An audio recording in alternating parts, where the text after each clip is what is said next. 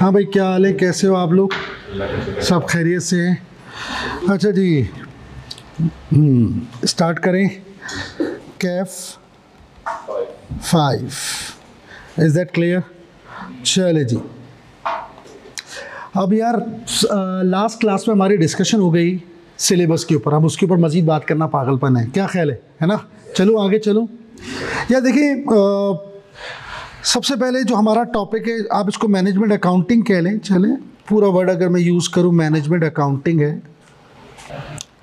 एक सेकंड यार,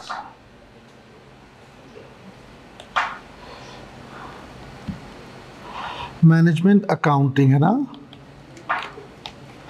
इसमें सबसे पहला वर्ड है अकाउंटिंग। ऐसे ही यहाँ से स्टार्ट। क्या हो रहा है यार?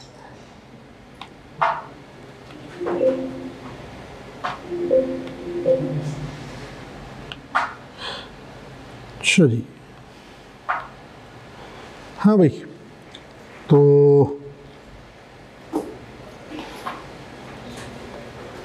Accounting, what is accounting? जल्दी से बताओ। Process of an art of recording, summarizing, classifying है, interpreting, so and so forth. Am right? ऐसे ही समझे आप? पीआरसी में यही पढ़ा था। नहीं, सही पढ़ा था यार, ऐसा कैसे हो सकता है आप गलत पढ़ लें यार। खैर चलो स्टार्ट करते हैं। यार देखो, अकाउंटिंग ये सब डेफिनेशंस हैं, हम बात करते हैं कॉन्सेप्ट्स की। What is accounting? Nothing, it's all about reporting. It's all about reporting. What is IFRS? Internal Financial Reporting, International Financial Reporting Standards.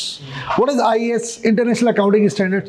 कोई मुझसे बोले यार IAS को IFRS क्यों कर दिया? मैं कहूँगा यार अकाउंटिंग को ना इस तरह से लोग डिफाइन करते थे, उन्होंने कहा यार इसको प्रॉपर कर दे, तो उन्होंने नाम रख दिया financial reporting. Financial reporting, is that clear? अब जो हमारे पास रिपोर्टिंग होती है, आप जानते हैं वो 3 है major. One is income statement, the other is balance sheet. वो तो यार उसमें हम उसको वर्किंग का पार्ट मानते हैं, वो उसको मैं हटा रहा हूँ। मैं बात करूँ मेन रिपोर्ट्स जो दुनिया को नजर आती है। जी क्या बात है, बिल्कुल सही फरमाया आपने। जस्ट ओवरव्यू लेते हुए चल रहे हैं। Cash flow statements, assets, am I right? Income statement, balance sheet and cash flow statement, am I right? That is all about reporting. इसको हम reporting कहते हैं। Done? Cost accounting या management accounting, उसमें भी वर्ड आ रहा है accounting, तो उसमें भी क्या है? रिपोर्टिंग है, और उधर भी रिपोर्टिंग है। अगर हम बात करें रिपोर्टिंग की, तो अगर मैं बात करूं फाइनेंशियल और कॉस्ट अकाउंटिंग की, तो यार मुझे एक बात बताओ, फाइनेंशियल अकाउंटिंग की रिपोर्टिंग में और यहाँ की रिपोर्टिंग में क्या फर्क होगा? मोटा मोटा अकाउंटिंग दोनों में सेम है, बस फाइनेंशियल अकाउंटिंग में फॉर्मेट होता है, इसमें फॉर्मेट नहीं होता। जी भी सही है, बिल्कुल सही है। यानी हमारे पास कोई प्रिस्क्राइब लॉज नहीं है। ये भी है, इससे इंपॉर्टेंट 2 बड़ी इंपॉर्टेंट चीजें हैं। सोचो, बताऊं? सोचो, ये तीसरा पॉइंट आपकी जगह मौजूद है। तीसरा कह लें, चौथा कह लें, बात करेंगे तो लंबी नहीं करेंगे, मोटी मोटी बात करेंगे, ताकि हम फाइनेंशियल अकाउंटिंग से कॉस्ट अकाउंटिंग की तरफ स्विच करें। जी बोलिए, व्हाट डू यू थिंक? बताऊं? Number 1, financial accounting external reporting का नाम है, दुनिया को दिखाने का नाम है फाइनेंशियल अकाउंटिंग। एक्सटर्नल रिपोर्टिंग है, बहुत मोटी मोटी सी डिस्कशन करेंगे, ज्यादा बोरिंग ना हो जाए। दुनिया को दिखाने के लिए इनकम स्टेटमेंट क्यों बना रहे? दुनिया को दिखाने के लिए। बैलेंस शीट क्यों बना रहे? दुनिया को दिखाने के लिए। कैश फ्लो क्यों बना रहे? दुनिया को दिखाने के लिए। जब दुनिया देखेगी तो हम भी देख लेंगे, कॉमन सेंस है। देखें कब बनती हैं? जब बाहर से लोग आते हैं, मेहमान आते हैं, तो घर वाले नहीं खाएंगे, घर वाले भी खा लेंगे, लेकिन बेसिक ऑब्जेक्टिव दुनिया को दिखाना है। एम आई राइट? अब आप समझ जाओ कॉस्ट अकाउंटिंग क्यों है? इंटरनल के लिए। अपनी वर्किंग, हाँ, डिसीजन मेकिंग के लिए, हेल्प के लिए, डिसीजन मेकिंग के लिए। ये सबसे पहला डिफरेंस है, बिल्कुल क्लियर होना चाहिए। दोनों रिपोर्टिंग है बट दोनों में फर्क है, एक बाहर वालों के लिए, एक घर वालों के लिए। अच्छा बाहर देखो, इधर बात सुनो, जब आपने इवेंट में जाना होता है ना, इवेंट में तो आप बड़ा एक फॉर्मलाइज्ड होते हैं। आप वलीमे में किसी के मैयत में जा रहे हैं तो 3 पीस पहन के नहीं जाएंगे, उसूलन नहीं पहन के जाएंगे। अब आप ऑफिस से जा रहे हैं तो कोई बुरा नहीं मानना चाहिए किसी को, थोड़ी सी ब्रॉड माइंडेड होना चाहिए आदमी को भी, पता नहीं कहाँ से आ रहा है बंदा, लेकिन भाई गाड़ी में छोड़ देना यार, कुछ थोड़ा सा एक प्रोटोकॉल्स होते हैं हर चीज़ के। आप वलीमे में जाएंगे, अब उसका एक अलग सिलसिला होगा। आप मेहंदी में जाएंगे, वहाँ 3 पीस पहन के जाएंगे, इवन लोग उस पर बोलेंगे भाई पागल है, मेहंदी में आया तो किधर आया है। दोस्तों में जाएंगे, अगर आप वहाँ फॉर्मल जाएंगे तो आप बुरे लगेंगे। दैट वुड बी, ये कैजुअल ड्रेसिंग होनी चाहिए ना, थोड़ा लगे दोस्तों को यार अपने यार है। Is that clear? घर पे आप कुछ भी करें, कोई पूछने वाला नहीं। आप 3 पीस सूट पहन के सोते रहे, कौन बोलेगा आपको? ये रीज़न है। एक्सटर्नल रिपोर्टिंग जब होती है तो उसके लिए आपको स्टैंडर्ड्स चाहिए, आपको फॉर्मेट्स चाहिए। यानी दुनिया में कहीं पर भी बैठ के वो आपकी रिपोर्ट देख रहा हो, वो चाइना में हो, वो हांगकांग में हो, वो जापान में हो, वो अमेरिका में हो, पाकिस्तान में हो, वो इंडिया में हो, उसको समझ आनी चाहिए। लैंग्वेज एक होनी चाहिए। जैसे इंग्लिश है पूरी दुनिया में बोली जा रही है, ऐसे अकाउंटिंग की भी एक ही लैंग्वेज है।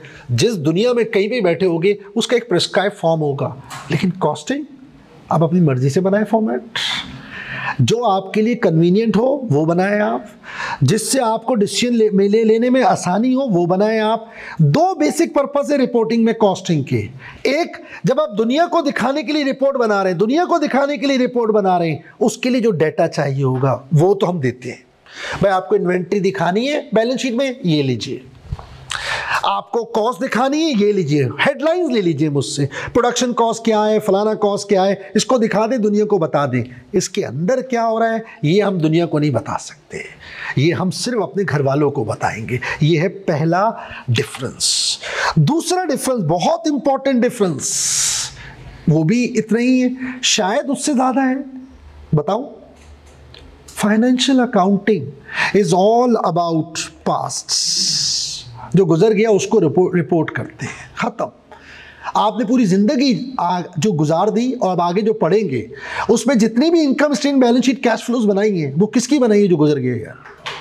प्रोडक्शन रिपोर्ट जो बनाई है किसकी बनाई है? जो गुजर गया। इनकम स्टेटमेंट जो गुजर गया, बैलेंस शीट जो गुजर गई, हम क्या लिखते हैं? Income statement for the year ended, not would be. Cost accounting और मैनेजमेंट अकाउंटिंग, कोई मुझसे पूछे कॉस्ट एंड मैनेजमेंट अकाउंटिंग, अगर आप उसको डिफ्रेंशिएट करना चाहें तो कर सकते हैं। ये एक सब्जेक्टिव है, कुछ लोग कहते हैं एक ही है, कुछ लोग कहते हैं अलग है। मैंने अपनी एक डेफिनेशन बनाई हुई है, हो सकता है डिसएग्री करें कुछ लोग इससे। पहले तो मैं डेफिनेशन यहाँ पर बताऊँ। व्हाट अबाउट कॉस्ट अकाउंटिंग या मैनेजमेंट अकाउंटिंग? इसका ताल्लुक तमाम, यानी ये प्रेजेंट, पास्ट और इन फ्यूचर। सही है? अब आप देखें इधर प्लीज, बोलू, इसमें जो फ्यूचर है ना, फ्यूचर, ये मुझसे कोई पूछे मैं कहूंगा 75%। और फ्यूचर को प्रिडिक्ट करना ना आसान काम नहीं है, इसीलिए लोगों को कॉस्टिंग मुश्किल लगती है। फ्यूचर का फॉर्मेट नहीं होता, बारिश होगी नहीं होगी ये फ्यूचर है। क्रिकेट मैच हो रहा है तो ये विकेट कैसा परफॉर्म करेगी, ये फ्यूचर है। और इसके ऊपर बात करना हर किसी के बस की बात नहीं है। उसके लिए फिर आपके पास टेक्निकल सपोर्ट होनी चाहिए, आपको टेक्निकल नॉलेज होनी चाहिए उसको। अब आप मैच के बाद तो ठेले वाला भी खड़े हो गए ना, तो वो भी बोलेगा यार बाबर आजम को खेलना चाहिए था, नहीं खेलना चाहिए था, इनको ना इसको ओपनर भेजना चाहिए था, पहले बैटिंग करनी चाहिए थी। मैच से पहले बात करेगा नहीं। इवन जो एक्सपर्ट होते हैं ना वो भी मैच से पहले बात करते हैं ना। अगर आप 10 को सुनोगे ना तो 2 की बात में वजन होगा, 8 आए बाएं जा रहे होंगे। और उनको अगर आप गौर से सुनोगे ना, मैच से पहले बोलोगे बहुत अच्छा किया, इसको खिलाया, ये किया और ये हुआ, मैच के बाद अपनी राय बदल देंगे। अभी शर्म नहीं आ रही तुझे? मैच से पहले अपना एनालिसिस तो देख ले। तो इसको सपोर्ट कर रहा था, मैच हार गए, उस बंदे ने सही नहीं खेला, इसकी क्या वजह है? इसकी सिलेक्शन के पीछे, सिलेक्शन का। भाई तू सो रहा था उस टाइम, देता ना एनालिसिस। फ्यूचर को प्रेडिक्ट करना, फ्यूचर को एनालाइज करना आसान काम नहीं होता। इसी वजह से लोगों को थोड़ा सा कॉस्टिंग में प्रॉब्लम आती है। मेरे नज़दीक 75% आप जो टॉपिक पढ़ोगे, जो मैंने याद है कल लास्ट क्लास में सिलेबस दिखाया, सारा अपर पार्ट 60 to 70% आपका फ्यूचर से आ रहा होगा। अगर आप मेरा पहला पार्ट देखोगे ना, मैं उसको नाम दूंगा management accounting. What is management accounting? Future oriented, decision making oriented. What is cost accounting? Past oriented, reporting oriented. दो ही तो काम करने, एक पास्ट की रिपोर्टिंग भी करनी है, साथ साथ उस रिपोर्टिंग की बेस पर फ्यूचर को भी डिटरमिन करना है। ये दो मेजर डिफरेंस अगर जहन में रहे तो बेहतर रहता है। आई होप मेरी बात समझ रहे हैं। ये दो डिफरेंस जो है ना आपके जहन में रहे तो बेहतर रहता है। फिर इसने कहा कि भाई वो अब एक और चीज़ है, फाइनेंशियल अकाउंटिंग जो है ना उसकी जो रिपोर्टिंग होती है वो बड़ी लिमिटेड है, साल में एक दफ़ा, बहुत हुआ सेमी एनुअली, बहुत हुआ तो क्वार्टरली, नथिंग एल्स। यहाँ जो फ्रीक्वेंसी ऑफ रिपोर्ट्स है वो भी बहुत तेज़ है। इवन कुछ रिपोर्ट एनुअली बन रही होंगी, कुछ क्वार्टरली, कुछ मंथली, कुछ वीकली, कुछ डेली, इवन डेली भी बन रही होंगी रिपोर्ट्स। ये भी एक डिफरेंस आ सकता है अगर आप जहन में रखना चाहें तो।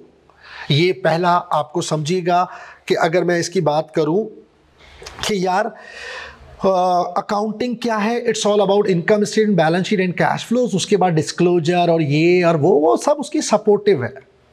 आई होप मेरी बात समझ गए, आई होप क्लियर है। अब आप यहाँ देखें, इधर मेरी बात समझिएगा। फाइनेंशियल और जो कॉस्ट अकाउंटिंग है, इसमें सबसे अच्छी बात बताइए क्या है, हमारा फोकस, इसको एक सेकेंड, हमारा फोकस किस पे है, इनकम स्टेटमेंट। पूरा सेमेस्टर गुजर जाएगा इनकम स्टेटमेंट के अलावा कुछ नहीं पढ़ेंगे, पूरा सेमेस्टर। बैलेंस शीट आएगी, बहुत छोटा सा पार्ट, आके गुजर गई पता भी नहीं चलेगा। आप जब MFA जिसको कहते थे, अब जो कैफ 7 हो गया, वहाँ जब आप जाएंगे तो वहाँ आप थोड़ा बहुत बैलेंस शीट एरिया देखेंगे, वो थोड़ा बहुत 80-90% आपका टाइम किस में गुजरेगा, इनकम स्टेटमेंट को बनाने में। आई होप मेरी बात समझ गए, दैट्स इट। आगे चलते हैं, next part.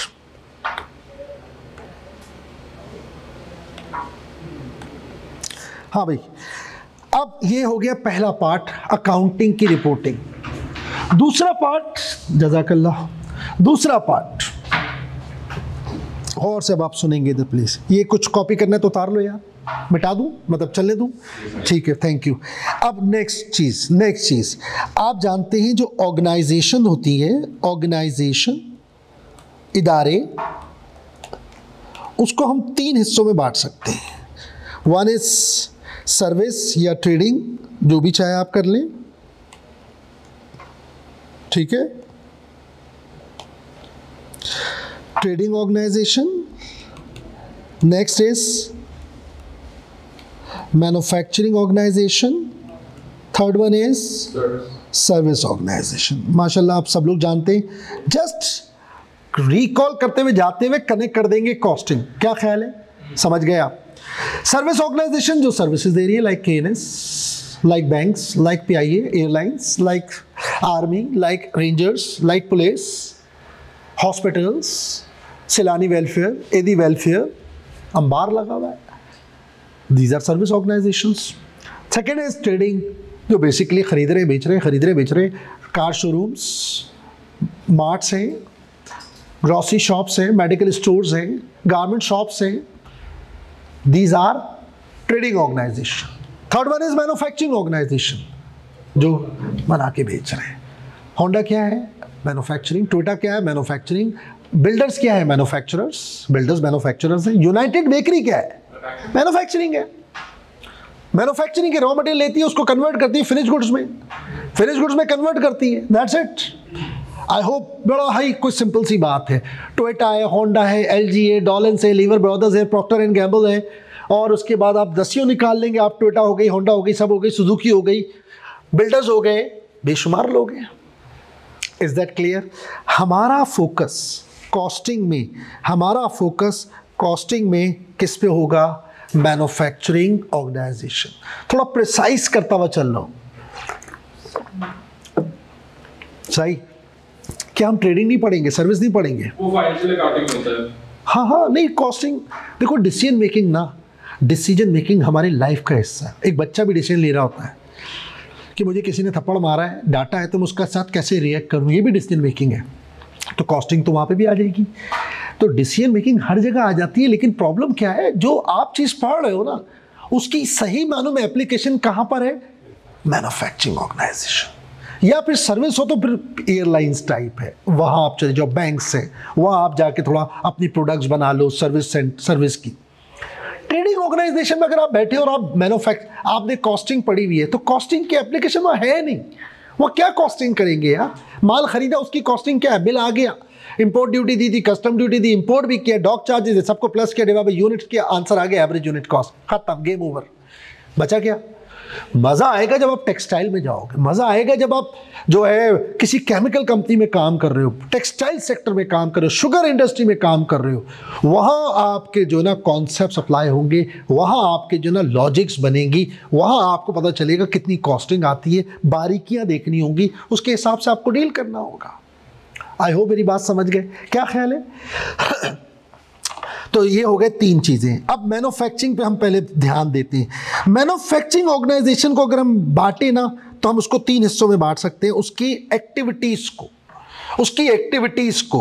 One is administration, the other is production, जिसको हम फैक्ट्री भी कहते हैं, और third one is selling and distribution.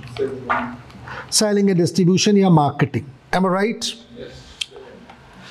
यार एक बात बताओ, सर्विस, ट्रेडिंग, मैन्युफैक्चरिंग, हमारा फोकस किस पे होगा? नहीं, सर्विस, ट्रेडिंग वर्सेस मैन्युफैक्चरिंग। हम किस तरफ जा रहे हैं? मैन्युफैक्चरिंग। मैं स्टार्ट ही वहीं से करूंगा, फिर थोड़ा बहुत सर्विस भी पढ़ेंगे, थोड़ा बहुत ट्रेडिंग तो खैर पढ़ने की जरूरत ही नहीं है, पढ़ते हैं हम। अगर मुझे बजट बनाना है तो ट्रेडिंग का भी बना सकते हैं बजट, बट उस पर क्या पोटेंशियल है यार। मैं एक यूनिवर्सिटी में गया पढ़ाने के लिए ना, बहुत पुरानी बात है, कोई 2005-06 की बात है, जब मैंने अपनी यूनिवर्सिटी ज्वाइन करी, तो वहाँ एक बंदा बैठा था ICMA का मेंबर और अकाउंट्स डिपार्टमेंट में। तो मैंने कहा भाई आप यहाँ क्या कर रहे हो, आपका क्या काम है यहाँ? अच्छी सलाम तो हो गई, ज़ाहिर मेंबर था, मैं भी मेंबर था, तो एक वो कम्युनिटी आ जाती है ना, तो आदमी थोड़ा सा फ्रेंडली हो जाता है। फिर खैर वो हंसने लगा, हालांकि उसने इंटरव्यू मेरा उसी ने लिया क्योंकि वो ICMA का बैकग्राउंड था। फिर उसके बाद मेरी उससे बातचीत हुई, मैंने कहा यार क्या कर रहे हैं आप, आपका यहाँ क्या रोल है यार, ये यूनिवर्सिटी में बैठ के अकाउंट्स बना रहे हैं यार आप? फिर हंसने लगा, कहने का नहीं यार मेरा अपनी फर्म खोलने का इरादा है, तो मुझे कुछ फंड्स चाहिए, फ़िलहाल आर्जी तौर पे 6 महीने मैंने गुजारना है वक्त, क्योंकि फिर मेरे पास फंड्स होंगे तो मैं। और वही हुआ, उसने 6-8 महीने बाद रिज़ाइन किया, अपनी फर्म खोली, पता नहीं अब कहाँ है, चला रहा होगा। कोई काम ही नहीं है आपका यार। आप ICMA करते, कॉस्टिंग की स्पेशलाइजेशन करते हो, और आप किसी यूनिवर्सिटी में जाके अकाउंटेंट लग जाते हैं, तो फिर BCom ही कर लेते, MBA कर लेते हैं। आप पागल है ना यार। कर रहे हैं तो जाओ टेक्सटाइल सेक्टर में जाओ ना यार, शुगर इंडस्ट्री में जाओ ना, ऑटो इंडस्ट्री में जाओ, वहाँ आप सीखोगे ना यार, वहाँ आप अपना कॉन्सेप्ट लगाओगे। Is that clear? अब आते हैं मैन्युफैक्चरिंग ऑर्गेनाइजेशन। मैन्युफैक्चरिंग ऑर्गेनाइजेशन की हम अगर एक्टिविटी को डिवाइड करें तो 3 बनती हैं। One is administration, the other is production, third one is selling and distribution. गाड़ी बगैर ड्राइवर के नहीं चलती, इदारा बगैर एडमिन के नहीं चलता। एडमिन वो होता है जो लीगल मैटर्स देखे, जो रूल्स एंड रेगुलेशंस बनाए, जो पॉलिसीज बनाए, जो प्रोसीजर्स बनाए, कब फैक्ट्री खुलेगी, कब बंद होगी। Is that clear? प्रोडक्शन क्या है? जो माल बनाने में लगी हुई है, और सेलिंग वाला क्या है? जो बेचने में लगा हुआ है। That's it. ब्रॉडली क्लासिफाई कर रहा हूँ, ब्रॉडली क्लासिफाई। मैं कुर्सियाँ बना रहा हूँ तो कुर्सियाँ बना, मैं बेच दूंगा, बेचना मेरा काम है। एडमिन का क्या काम है? इन दोनों को संभालना, इनके इश्यूज देखना। लीगल नोटिस आ गया, एडमिन वाले देख लो। CA कहाँ बैठा हुआ है? चार्टर्ड अकाउंटेंट कहाँ बैठा हुआ है? CFO कहाँ बैठा हुआ है? एडमिन। ये 3 कैटेगरीज है, इसको आपने समझना है। जब हम कॉस्ट अकाउंटिंग पढ़ रहे हैं, तो हमारा फोकस फैक्ट्री होना चाहिए। Be precise. फिलहाल तो क्या सर हम एडमिन से, अबे यार वो आएगा और चला जाएगा, पूरी P&L बना लो, हाँ फैक्ट्री कॉस्ट निकालो, अजाब उसमें है, वो निकाल लिया, निकाल लिया। भाई ऐसा करो, एक्सटर्नल रिपोर्टिंग करनी, उसके लिए P&L बना लो, उसमें ऑपरेटिंग एक्सपेंस जो होंगे वो 12% ऑफ सेल्स होंगे, आपने सेल्स का 12% निकाला, माइनस कर दिया, दैट्स इट। क्या ख्याल है? हाँ या ना? डन है? अब आप देखिए इधर प्लीज। फैक्ट्री में जो भी खर्चा होता है उसको हम कहते हैं कॉस्ट। सिंपल।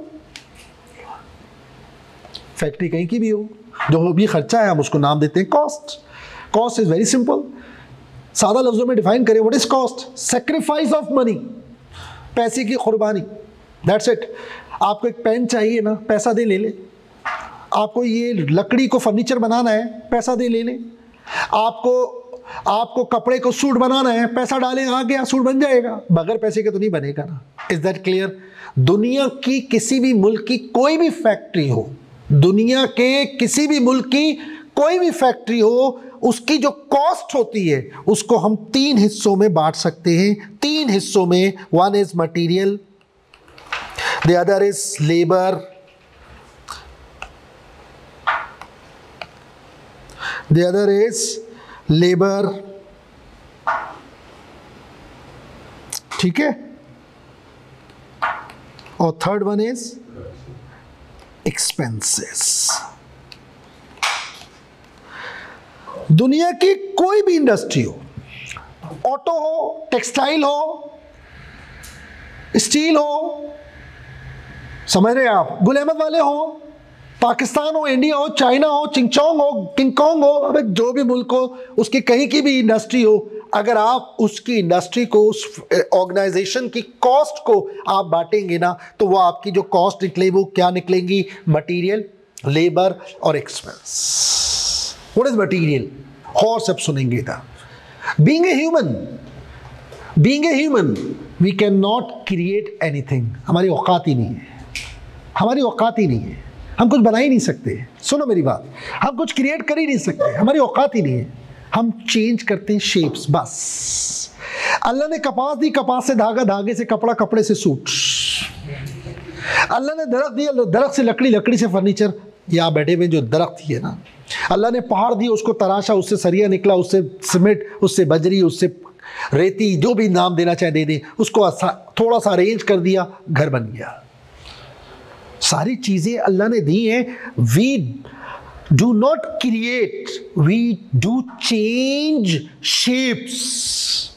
शेप तो बदलने और कर क्या रहे हैं? लकड़ी पड़ी थी, उसको डिजाइन किया, फर्नीचर बन गया। धागा पड़ा था, उसको मिलाया, कपड़ा बन गया, सूट बन गया। कपड़े को थोड़ा हिलाया, सूट बन गया। Is that clear? प्लास्टिक को थोड़ा मोल्ड किया, मार्कर बन गया। 2-3 कलर मिलाए, इंक बन गई। शेप बदल रहे हैं ना, और क्या कर रहे हैं? Is that clear? It means जो चीज आप बनाना चाहते हो, यू नीड सब substance, and that substance is called material. That substance is called material. अब आदमी बोलेगा मटीरियल की एग्जाम्पल, मोटी मोटी, जस्ट ज़्यादा डिटेल में नहीं जाएंगे, ताकि बेसिक्स भी हो जाए और बोरियत भी ना हो। हम रखते हैं बिल्कुल कॉमन। What is material? ऐसी एग्जाम्पल लेंगे जो सामने पड़ी हुई हो। Example, furniture. What is material? लकड़ी। What is material? Polish. What is material? Formica. What is material? Plastic. What is material? Iron. What is material? ये जो आपके प्लास्टिक लगी हुई नीचे, जिससे शोर ना हो, कीले, स्क्रू, सब मटीरियल है। आप एक निगाह तो दौड़ो, जो आपको नजर आए बोल दो मटीरियल है। ये सूट आप पहने हुए हो, कपड़ा, बटन, हाँ वो कपड़ा, उसमें फिर वो नस्ल आ जाएगी, बटन, बुकरम, जेब, ये 4-5 है। अगर किसी दुल्हन का सूट पूछ लिया ना तो लिस्ट ख़त्म नहीं होगी। एक दफ़ा मेरी क्लास में बैठी थी, वो फैशन डिज़ाइनर थी, मैंने गलती से पूछ लिया यार मटीरियल की एग्जाम्पल, वो रुक ही नहीं रही। मैंने कहा बेटा ये कहाँ लगता है सब? कह रहे सर सूट में। अल्लाह आसानी करे उसके लिए। इधर ये बिल्डिंग देखो, बिल्डिंग, सीमेंट, बजरी, सरिया, ईंटे, ब्लॉक्स, टाइल्स, मार्बल, दरवाजे, खिड़कियां, aluminium, marble, tile, sanitary item, electrical fittings, colour, polish. और अगर आप बिल्डिंग बना रहे हैं, ऐसे बिल्डर सोच रहे हैं, लिफ्टें, जब भी सोचें बिल्डर्स मैन्युफैक्चर के पर्सपेक्टिव से सोचें। गाड़ी है, आप सिर्फ गाड़ी को जाके आप देखें। आज आप जाएं, गाड़ी को उठाएं और पूरा गाड़ी को ऊपर तक लेके जाएं और गाड़ी के दरवाजे खोलें, बोनट खोलें, डिग्गी खोलें, जो जो नजर आए उसको टाइटल दे दें मटीरियल। साइकिल को गौर से देखें, आपको नाम भी ना पता होना, किसी मैकेनिक से पूछ लें, वो बता देना लिस्ट, मटीरियल, दैट्स इट। इससे ज़्यादा सिंपल हो नहीं सकता। Engine material, chassis material, nuts and bolts material, दरवाजे material, dashboard material, bumper material, headlights backlights material, wiring material, sound system material, AC system material, जो बिल्डर लगा के दे रहा है, यानी जो मैन्युफैक्चरर लगा के दे रहा है। फिर आप उसके बाद उसमें जो अपने कारनामे कर रहे हैं वो नहीं, जो मैन्युफैक्चरर कह रहा है ये चीज़ मैं आपको प्रोवाइड करूंगा, all are material. Focus factory पे रहना चाहिए, फोकस फैक्ट्री पे रहना चाहिए, फोकस फैक्ट्री पे रहना चाहिए। एम आई राइट? इससे बाहर नहीं जाना। पता चला मैं एक्सप्लेन कर रहा हूं मटेरियल और आप सोच रहे हैं एडमिन और मार्केटिंग, तो फिर मजा नहीं आएगा। Is that clear? What about labour? बड़ा आसान। फैक्ट्री में नहीं, लेबर से ध्यान में आता है वर्कर, नहीं, इधर जो लेबर है ना, इसका मतलब क्या है? फैक्ट्री से रिलेटेड, फैक्ट्री से रिलेटेड लोग, फैक्ट्री से रिलेटेड, फैक्ट्री प्रोडक्ट नहीं बोले आप, बताता हूं क्यों। ये फैक्ट्री है, थोड़ी देर के लिए अज्यूम करें, फैक्ट्री के वर्कर, फैक्ट्री का हेल्पर, फैक्ट्री का गार्ड जो बाहर बैठा हुआ है, factory manager salary, factory admin salary, factory manager, factory supervisor, factory superintendent, जो दिल चाहे ना, फैक्ट्री स्वीपर, जो भी है जो फैक्ट्री से रिलेट करता है, उसको जो आप सैलरी दे रहे हैं उसको हम लेबर में लाते हैं। वो व्हाइट कॉलर हो या वो ब्लू कॉलर हो, वो फैक्ट्री मैनेजर हो, वो फैक्ट्री सुपरवाइजर हो, वो फैक्ट्री का वर्कर हो, वो फैक्ट्री का स्वीपर हो, वो फैक्ट्री का गार्ड हो जो बाहर बैठा हुआ है फैक्ट्री के, लेकिन उसका ताल्लुक फैक्ट्री से है, दैट इज लेबर। हम इधर कवर करेंगे लेबर। What about expense? बड़ा आसान। मटीरियल फैक्ट्री के अंदर जो भी खर्चा हो रहा है, मटीरियल लेबर के अलावा, मटीरियल लेबर के अलावा, सर मटीरियल लेबर के अलावा बचा क्या? बहुत कुछ। फैक्ट्री का रेंट, फैक्ट्री का इंश्योरेंस, फैक्ट्री का डेप्रिसिएशन, फैक्ट्री का बिजली का बिल, फैक्ट्री की रिपेयरिंग, फैक्ट्री की मेंटेनेंस, ये सब क्या है? एक्सपेंसेस, जो ना मटीरियल में फिट हो ना लेबर में फिट हो। जो मटेरियल में फिट ना हो, जो लेबर में भी फिट ना हो, उसको हम क्या कहते हैं? एक्सपेंस। आप उठा लो जो दिल चाहे, जिस फैक्ट्री को उठाना है। Is that clear? छोटी छोटी एग्जांपल लेते हैं, लेकिन फैक्ट्री से बाहर नहीं जाना, इसको ध्यान में रखना है। थोड़ा सा मेरा एंगल इसका चेंज हो रहा है, होने दो, इधर जा रहा है थोड़ा सा, चलो कोई बात नहीं। हाँ भाई, अब बताया मुझे आप, एक्सपेंस, रेंट, सही है ना? What about packing material? Packing material, जल्दी से बोलो, मोटी मोटी बात। मटीरियल है, हाँ या ना? हाँ या ना? दो बातें। पैकिंग मटीरियल एक होता है प्राइमरी, एक होता है सेकेंडरी। यानी आपने परफ्यूम बेचना है तो बॉटल में बेचेंगे, आपने जूस बेचना है तो केन में बेचेंगे, सही है? आपने सीमेंट बेचनी है तो बैग में बेचेंगे। ये पैकिंग मटीरियल है प्राइमरी। लेकिन कार्टन्स बनाने, क्योंकि बाहर जाके जो बेचना है वो एक एक करके थोड़ी बेचेंगे, तो डब्बे, कार्टन्स, क्रेट, उसको क्या कहते हैं? Secondary material. अगर वो प्राइमरी पैकिंग है वो मटीरियल है, अगर वो सेकेंडरी पैकिंग है तो वो आपकी सेलिंग एंड डिस्ट्रीब्यूशन। थोड़ी सी अब यहाँ से छोटी छोटी डिस्कशन से हम थोड़ा फर्क को समझने की कोशिश करेंगे। सेलिंग एंड डिस्ट्रीब्यूशन,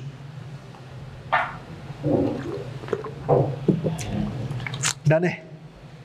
बोलो। What about royalty? जानते हो royalty? Do you know royalty? आ जाए भाई।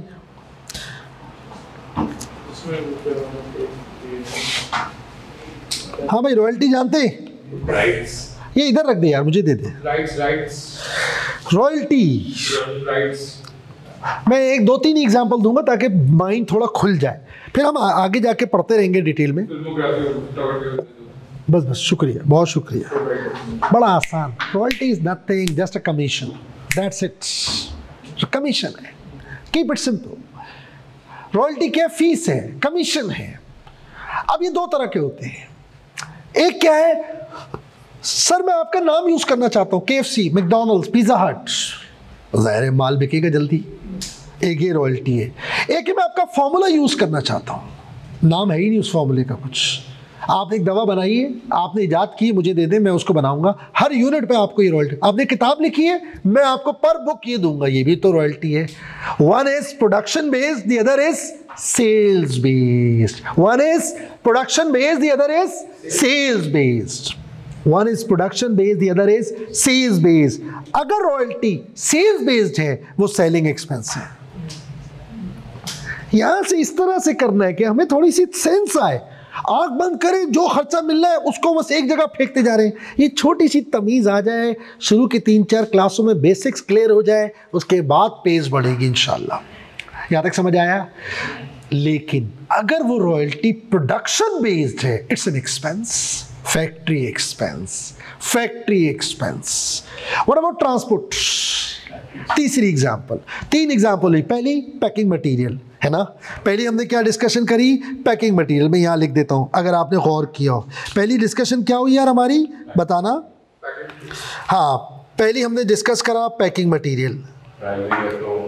हाँ, वो अब आप समअप करके लिख लो बेटा।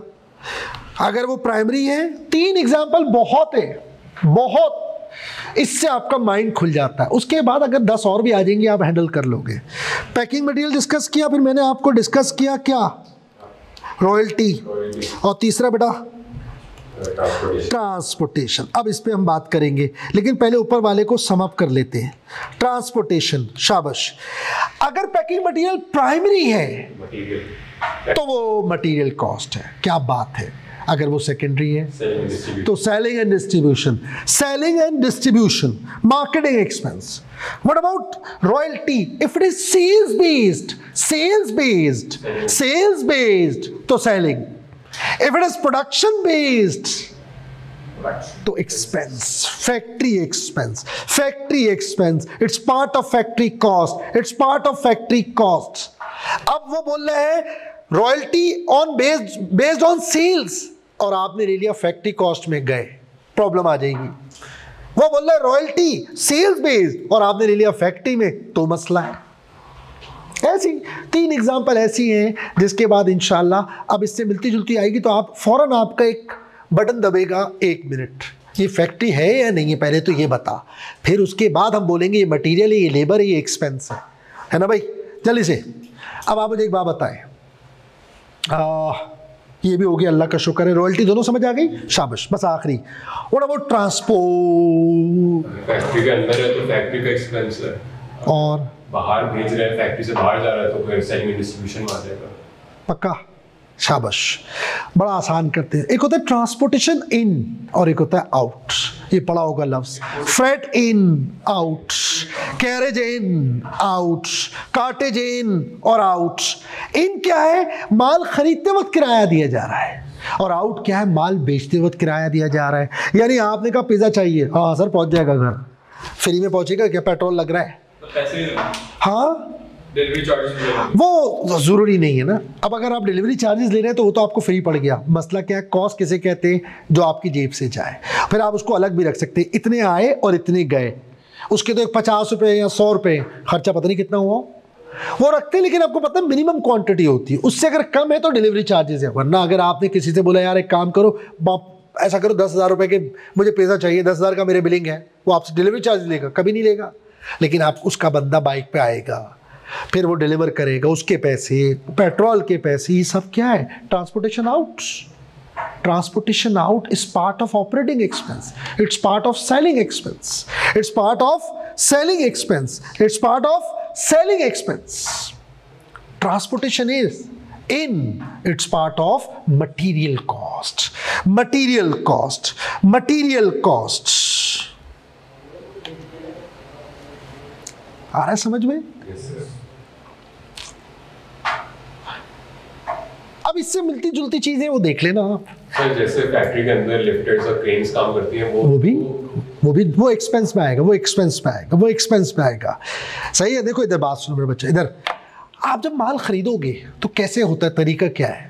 आपने कहा भाई मैंने माल इंपोर्ट किया, import duty, custom duty, insurance in transit, freight charges, dock charges, clearing forwarding agent charges, फिर ट्रक पे रखा उसके चार्जेस, वो सब आपने प्लस किया, परचेज प्राइस जो पे की सप्लायर को उसे प्लस किया और डिवाइड कर दिया, कितनी क्वांटिटी आई तो एवरेज कॉस्ट आ गई, दैट्स इट। अब माल आ गया, अब आप उसमें वहाँ पर वो उसके लिए कुछ मशीनरी यूज़ कर रहे हैं, माल को यहाँ से वहाँ ले जाने में, वहाँ से यहाँ ले जाने में, उसके लिए जो आप सैलरी दे रहे हैं बंदे को, वो डायरेक्ट वो लेबर हो गई। और जो वहाँ फ्यूल का खर्चा होगा वो एक्सपेंस में आएगा, मटेरियल में नहीं आएगा। मटेरियल के साथ उसको ट्रेस नहीं कर सकते, तो ये तीसरी कैटेगरी हो गई। क्या बात है, हो गई ना। अब देखो ना, डिस्कशन से बातें आएंगी। यानी अगर आप माल बेच रहे हैं और आप किराया दे रहे हैं, वो तो सेलिंग एंड डिस्ट्रीब्यूशन, उसको तो यहाँ लाना ही नहीं। दूसरा, माल खरीदते वक्त किराया दे रहे हैं, that is part of material cost. और थर्ड वन, अगर कोई फैक्ट्री के अंदर ट्रांसपोर्टेशन हो रही है, एक जगह से माल को दूसरी जगह ट्रांसपोर्ट किया जा रहा है, उसकी लेबर तो लेबर कहलाएगी, लेकिन उसमें जो पेट्रोल और ऑयल का खर्चा है उसको हम कहाँ पर डालेंगे, एक्सपेंस। दुनिया की कोई भी फैक्ट्री हो, कोई भी फैक्ट्री हो, किसी भी मुल्क की हो, अगर आप उसकी कॉस्ट को डिवाइड करेंगे तो वो ये तीन ही बनेगी. One is material, the other is labour and third one is expense. Is that clear? यहाँ तक कोई मसला नहीं है. शाबाश. अब इस मटीरियल को दो हिस्सों में बांटा जाता है, इस लेबर को दो हिस्सों में बांटा जाता है, इस एक्सपेंस को दो हिस्सों में बांटा जाता है. वन इज डायरेक्ट, सुना हुआ होगा, द अदर इज इनडायरेक्ट. इस पे छोटी छोटी बात कर लेते हैं, ज़्यादा लंबा नहीं, ताकि सारी बेसिक्स भी हो जाएं और टाइम भी ज़्यादा ना लगे, बोरियत नहीं होनी चाहिए. Direct, indirect. जी फरमाइए. हाँ भाई बोले. What do you mean by direct indirect? जो डायरेक्टली आप प्रोडक्ट पे लगता है. सही. और इनडायरेक्ट जो मतलब फैक्ट्री में लगता है लेकिन प्रोडक्ट पे डायरेक्टली नहीं लगता. समझ गए. इसके लिए एक वर्ड यूज होता है traceable with product. Traceable with product या आइडेंटिफाइबल विद प्रोडक्ट. सही. क्या ख्याल है? बोलूं? देखो बेटा, अब इसको थोड़ा सा एक कहानी बनाते हैं. कहानी का मतलब है थोड़ी सी इसकी डेप्थ में जाते हैं. फैक्ट्री की बात कर रहा हूं मैं. फैक्ट्री से बाहर नहीं जाना यार, फैक्ट्री से बाहर नहीं जाएंगे हम. जाने जरा सुनिएगा इधर. बोलूं? फैक्ट्री में कोई भी खर्चा हो रहा है, कोई भी खर्चा हो रहा है, तो सबसे पहले तो आप याद रखें हमारे पास दो तरह के इदारे होते हैं. मेन दो तरह के इदारे. एक वो जो पहले ऑर्डर लेते हैं फिर प्रोडक्शन करते हैं, लाइक टेलर, डिजाइनर्स, बिल्डर्स. आपने कहा मेरा घर बनाना है, कैसा बनाना है सर? ऐसा बनाना है, ठीक है. दूसरे ने कहा मुझे भी घर बनवाना है, बनवा देंगे सर, आप बताएं क्या करना है. मैंने तो भाई आलीशान घर बनाना है. सर बन जाएगा, पैसा डालते जाए बनता जाएगा. 1000 रुपये का भी टाइल है, 15,000 का भी टाइल है. आप ले लें स्पेनिश और इटालियन तो वो 8-8 हज़ार रुपये का भी टाइल मिलेगा. और आप ले लें चाइना लोकल, 2,000-1,200 में मिल जाएगा. पूरे घर में ये खर्चा आएगा टाइल का. वैसे लगाएंगे तो ये आएगा. कलर जो आप बोले सर, जो बाहर का ब्रांड है वो मंगा के लगा देंगे, हमें क्या करना है. आपको कलर की क्वालिटी चाहिए, लेबर वो लाऊंगा जो पाकिस्तान में कराची की बेस्ट होगी. मेरे पास लोग मौजूद हैं. हल्का काम चाहिए, वो भी लेबर मौजूद है, दोनों काम कर देगी इंशाल्लाह. जैसा आप बोले, ये है कस्टम मेड, टेलर मेड चीजें बनाना. Is that clear? यहां आपका फोकस कस्टमर है, क्लाइंट है. यहां आपका फोकस कस्टमर है, क्लाइंट है. एम आई राइट? यहां आपका फोकस कस्टमर है, क्लाइंट है. कोशिश कर रहा हूं मुंह बनाने की, बन नहीं रहा यार. सही है, फिलहाल गुजारा कर लो. ये आपका कस्टमर है, इसको फोकस करना होता है. अब जरा ध्यान दीजिएगा. एक है टोयोटा कंपनी. टोयोटा कंपनी के अंदर कौन कस्टमर है भाई?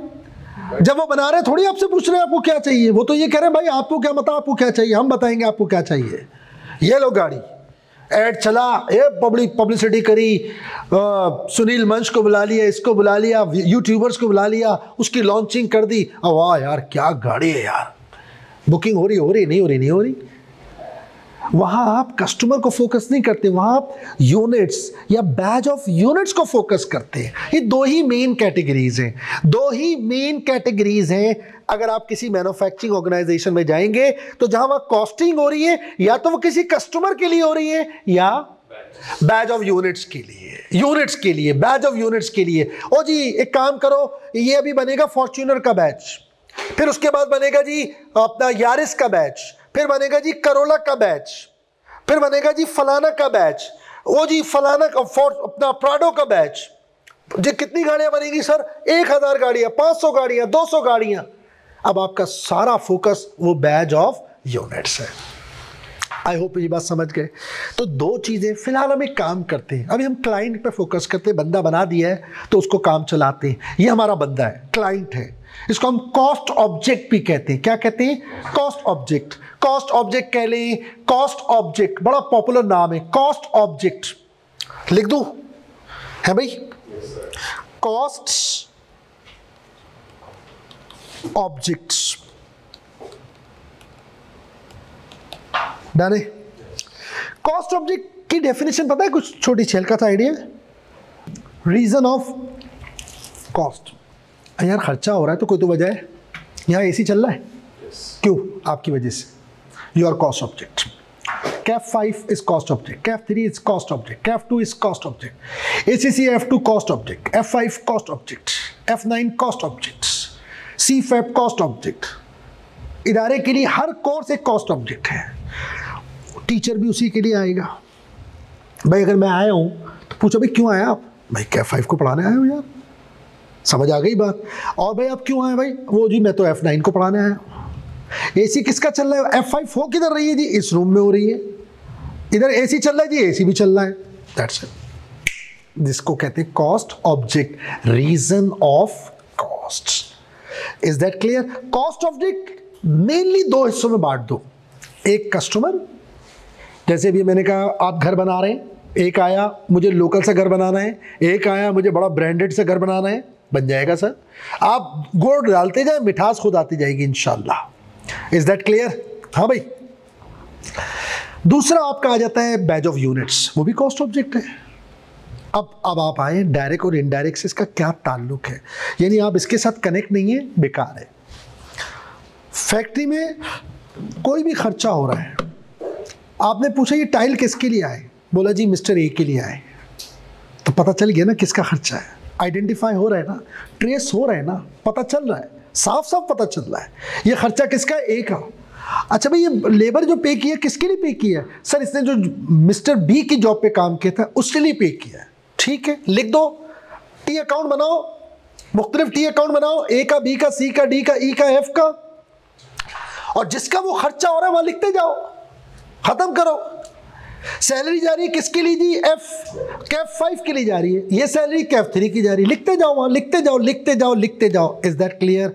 वो खर्चा जो बेसिकली कॉस्ट ऑब्जेक्ट, यानी जब वो खर्चा हो रहा है और उस पर नाम लिखा हुआ है किसका ये खर्चा है, जब वो ट्रेस हो जाए, पकड़ में आ जाए, पता चल जाए, वो खर्चा होते ही पता चल जाए ये खर्चा किसका है, उसको हम क्या कहते हैं? Direct cost. और उस खर्चे को हम कहाँ ले जाएंगे? डायरेक्टली कहाँ? सीधा सीधा कॉस्ट ऑब्जेक्ट में। और कहाँ लेके जाएंगे? अगर मैं बात करूं, आप क्या करेंगे? आप टी अकाउंट बनाएंगे, 1 2 3 4, am I right? ये मिस्टर ए का, ये मिस्टर बी का, ये मिस्टर सी का, ये मिस्टर डी का। अब जैसे जैसे खर्चा होता जा रहा है, अगर उसमें नाम लिखा है तो लिखते जाओ, ये खर्चा ए का लिख दो यहाँ, ये खर्चा बी का लिख दो, ये ए का लिख दो, ये सी का लिख दो, ये डी का लिख दो, ये सी का लिख दो, ये ए का लिख दो, ये डी का, ये सी का, ये बी का, लाइक दिस। जो खर्चा हो रहा है वो बता रहा है। भाई आपने बोला टाइल आए, क्यों आए? किसी की वजह से आए ना यार। कलर के डब्बे आए तो क्यों आए भाई? लिखा हुआ होगा ना यार, क्लाइंट का नाम। जब आपको ये बात पता है तो लगाओ ना यार। आप फर्नीचर बना रहे हैं, लकड़ी आ रही है तो किसके लिए आ रही है? हर ऑर्डर अलग अलग आपको डिमांड कह रहा है, मुझे वुड की चेयर्स चाहिए, मुझे लासानी चाहिए, मुझे वो फलाना चाहिए, बर्मटिक चाहिए, कोई कह रहा है टर्मटिक चाहिए, मुझे फार्मिका लगाना है, मुझे नहीं लगाना है, मुझे लेदर लगाना है, मुझे नहीं लगाना है, मुझे रेक्सीन लगाना है। जो तुम बोलोगे मैं वो लगा दूंगा। तो जब खर्चा हो रहा है, लेबर फारिग हुई, हाँ भाई पैसे चाहिए सर, किस बात के? सर वो मैंने 500 कुर्सियाँ बनाई, किसकी? सर गफूर भाई की। तो गफूर भाई की कुर्सियाँ तूने बनाई है तो पैसे गफूर भाई से लूँगा ना यार, फ़ौरन थोड़ी लूँगा, वो तो बाद में लूँगा, लेकिन उसका हिसाब तो रिकॉर्ड तो लगाना है यार। तो वो कहाँ लिखते जा रहे हैं आप? Mister A, mister B, mister C, mister D, mister A, mister B, mister C, mister D, वो हम रिकॉर्ड करते जा रहे हैं। Is that clear? जब ऐसा कोई सीन है जिस कॉस्ट को करते वक्त आपको पता चल रहा है ये किसकी कॉस्ट है, उस कॉस्ट को हम नाम देते हैं क्या? Direct cost. Sir what about indirect costs? What about indirect cost? हाँ सर वो कौन है? रेंट करके दिखा दो। इस इदारे का सपोज रेंट है, सिक्योरिटी गार्ड्स है, यूटिलिटी है, इस इदारे का बिजली का बिल क्या आएगा? 1। लेकिन यहाँ क्लासें कितनी हो रही, कॉस्ट ऑब्जेक्ट कितने भरे पड़े? कैफ के सारे 8 ले लो, फिर सी फैब ले लो, फिर पीआरसी ले लो, फिर कॉलेज ले लो, फिर लेट्स से एसीसी के अंदर चले जाओ तो F1 F2 F3 F4 F5 पता नहीं कितने हैं। These are cost objects.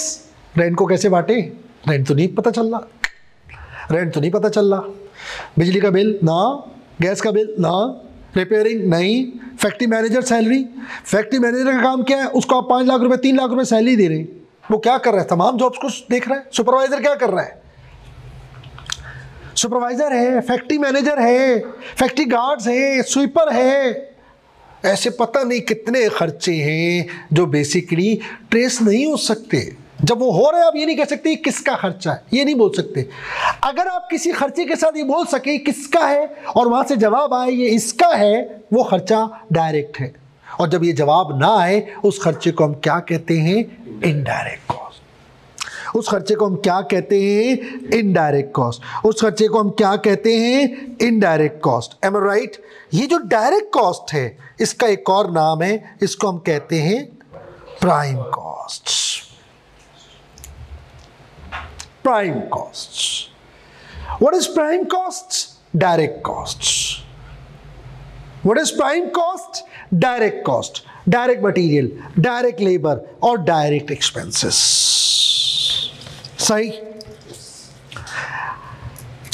चलो आगे। ये है आपकी prime cost. What about indirect material, indirect labour, indirect expense? बोलो क्या कहते हैं इसको? कुछ पता है? बता रहा हूं। इसका नाम है factory overheads. Factory overheads. Is that clear? Short में क्या कहेंगे? FOH। फैक्ट्री ओवरहेड्स शॉर्ट में क्या कहेंगे? FOH। मैं आगे ऑनवर्ड मैं बहुत स्पीड से बोलूंगा यार। फैक्ट्री ओवरहेड FOH निकालो। FOH कितना आ रहा है जरा बताना। FOH कितना आ रहा है तो समझ जाएगा। FOH factory overheads. समझ आ गई बात? Factory overheads. ओवरहेड कहते हैं खर्चों को। Admin overhead, marketing overhead, factory overhead. कुछ लोग ओवरहेड को और फैक्ट्री ओवरहेड को मिला देते, कभी कभी, नहीं होना चाहिए। ओवरहेड मीन्स खर्चा, लेकिन फैक्ट्री का खर्चा वो भी इनडायरेक्ट वाला, तो उसको नाम देते हैं फैक्ट्री ओवरहेड। जो फैक्ट्री का खर्चा है डायरेक्ट वाला वो प्राइम कॉस्ट है, वो प्राइम कॉस्ट है। लेकिन फैक्ट्री का वो खर्चा जो इनडायरेक्ट है उस सारे खर्चों को हम क्या नाम देते हैं? Factory overhead. अक्सर लोग क्या बोलते हैं? फैक्ट्री ओवरहेड क्या है? सिर्फ खर्चा नहीं, उसमें इनडायरेक्ट मटेरियल भी है, इनडायरेक्ट लेबर भी है। इनडायरेक्ट लेबर क्या है? एग्जांपल छोटी सी लिख लो अगर चाहो। सिर्फ डायरेक्ट लेबर क्या है? Factory worker. इनडायरेक्ट लेबर बहुत बड़ा अमाउंट है। फैक्ट्री मैनेजर उसकी सैलरी, फैक्ट्री गार्ड्स उसकी सैलरी, फैक्ट्री सुपरवाइजर्स उसकी सैलरी, फैक्ट्री स्वीपर्स उनकी सैलरीज। ये कोई छोटा अमाउंट नहीं है इनडायरेक्ट लेबर।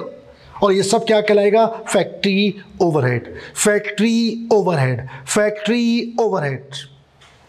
इनडायरेक्ट मटेरियल वो मटेरियल जो लग तो रहा है इस चीज में बट वो मतलब ग्लू है। मैं एग्जांपल देता हूं, ग्लू है।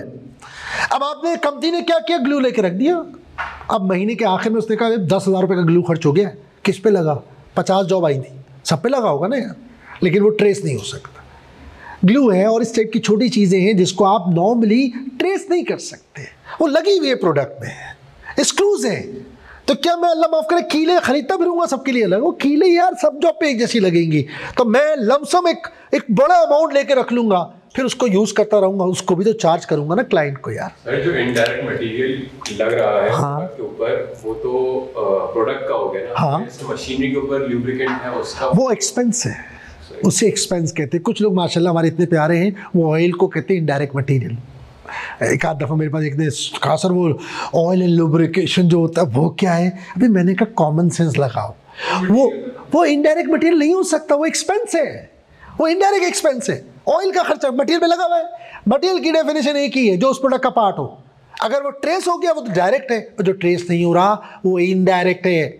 मेरे किसी ने कहा सर वो एक जगह पर बोला जा रहा है कि जो ऑयल एंड लुब्रिकेशंस आर मटेरियल। मैंने कहा भाई बोल सकते, बड़े आदमी हैं, नहीं हो सकता। इट्स एन एक्सपेंस है, इनडायरेक्ट बेटा, बट वो एक्सपेंस की कैटेगरी में आएगा। उसको मटेरियल कैसे बोल सकते हैं आप? पार्ट कैसे हो जाएगा भाई? इस कपड़े पे अगर ऑयल गिर गया तो कपड़ा ही नहीं बिकेगा। बातें कर रहे हो यार। धागा है, अब धागा है जिससे अभी कपड़ा सी रहे हो, तो धागा क्या इसके लिए अलग खरीदोगे एक सूट के लिए? नहीं ना यार, आपने धागा लेके रखा हुआ है मुख्तलिफ कलर का, वो यूज किया जा रहा है, धड़ धड़ यूज हो रहा है, उसको क्या हिसाब किताब करेंगे आप? वो इसका पार्ट है। आप नॉर्मल बटन लगा रहे हो, वो इनडायरेक्ट मटेरियल है मेरे नजदीक। लेकिन स्पेशल बटन किसी ने रिक्वेस्ट किया कि मुझे ये बटन चाहिए, लेकिन वो ट्रेस हो रहा है तो डायरेक्ट हो जाएगा। असल खेले ट्रेस हो जाए। अब फॉर एग्जाम्पल एक शर्ट सिल रही है, आपको पता है एक शर्ट सिलेगी, इसमें 10 बटन चाहिए, यहाँ से लेके यहाँ तक, यहाँ लगेंगे फलाना, 10 बटन चाहिए। आपने 1000 शर्ट सिली, 10,000 बटन, कॉस्टिंग आ गई, पकड़ में आ गया, डायरेक्ट हो गया। धागा है, अब उसको कौन गिनेगा यार? उसकी अगर आप उसकी कॉस्टिंग में जाएंगे ना तो आप कहीं कॉस्टिंग के काबिल नहीं रहेंगे। हमें दफा कर फेंक यार साइड पे इनडायरेक्ट मटेरियल। अब जिसको आप यूं कैजुअल में लेके जा रहे हो कि ये है तो स्पार्ट है, लेकिन ये किसी तरह से ट्रेस करना बड़ा मुश्किल हो रहा है यार। साइड पे लगा, एक साइड पे डाल दे। ग्लू क्या है? इनडायरेक्ट मटेरियल है। फर्नीचर बनेगा, ग्लू लगेगा, कितना लगेगा बता सकते हो? नहीं यार।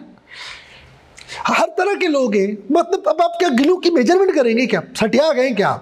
Glue is part of product but it is not traceable. लेकिन एक बात है, एक क्लाइंट आता है, उसने बोला काशिफ भाई बताओ मेरे फर्नीचर में फार्मिका लगाओगे, उसको पेस्ट किससे करोगे? तो मैंने कहा भाई ये जो ग्लू रखा है इससे। कह रहे नहीं तो हल्का है। मैंने कहा भारी ला दे। कह रहे ग्लू आता है, उसका नाम है व्हाइट जर्मन एलिफेंट ग्लू। भारी हो गया, एलिफेंट आ गया ना यार। नहीं ग्लू नया बनाया, अपनी तरफ से बनाया ना, कहानी बनाने दे यार। व्हाइट जर्मन एलिफेंट ग्लू, भारी हो गया। अब वो ग्लू मैंने कहा भाई बड़ा महंगा है यार गफूर भाई। कह रहे लगाओ। मैंने स्पेशली वो ग्लू खरीद लिया। अब उसका पैसा क्या हो गया? ग्लू का डायरेक्ट। अदरवाइज वो एक किनारे पे रखा हुआ है ग्लू, वो सारी जॉब पे यूज हो रहा है। मन के आखिर में बैठे कितना खर्चा आया ग्लू का? जी 20,000 रुपये, 25,000 रुपये, 15,000 रुपये, बांट दे। अब उसको ट्रेस करने बैठ गए ना, किसी काबिल नहीं रहेंगे आप। दुनिया में और बहुत सारे काम पड़े हुए। इसको हम क्या कहते हैं? क्या? Indirect material. और जो चीज उस प्रोडक्ट का पार्ट नहीं है उसको मटेरियल नहीं कहते, वो एक्सपेंस की कैटेगरी में आएगा। समझ आ गई बात? उसको आप मटेरियल में ना लेके जाएं। लेकिन ये डिबेट बेकार है। रीज़न हमारी कॉस्टिंग में कोई फर्क पड़ने वाला नहीं है। मैं बता रहा हूँ, आप ये सब दिया हुआ होता है, बस थोड़ी सी डिस्कशन। अब जैसे ACC है ना, ACC F2 है साहब, खास तौर पे मैं सभी पढ़ाता हूँ, थोड़ा थोड़ा कॉस्टिंग इधर भी उधर भी।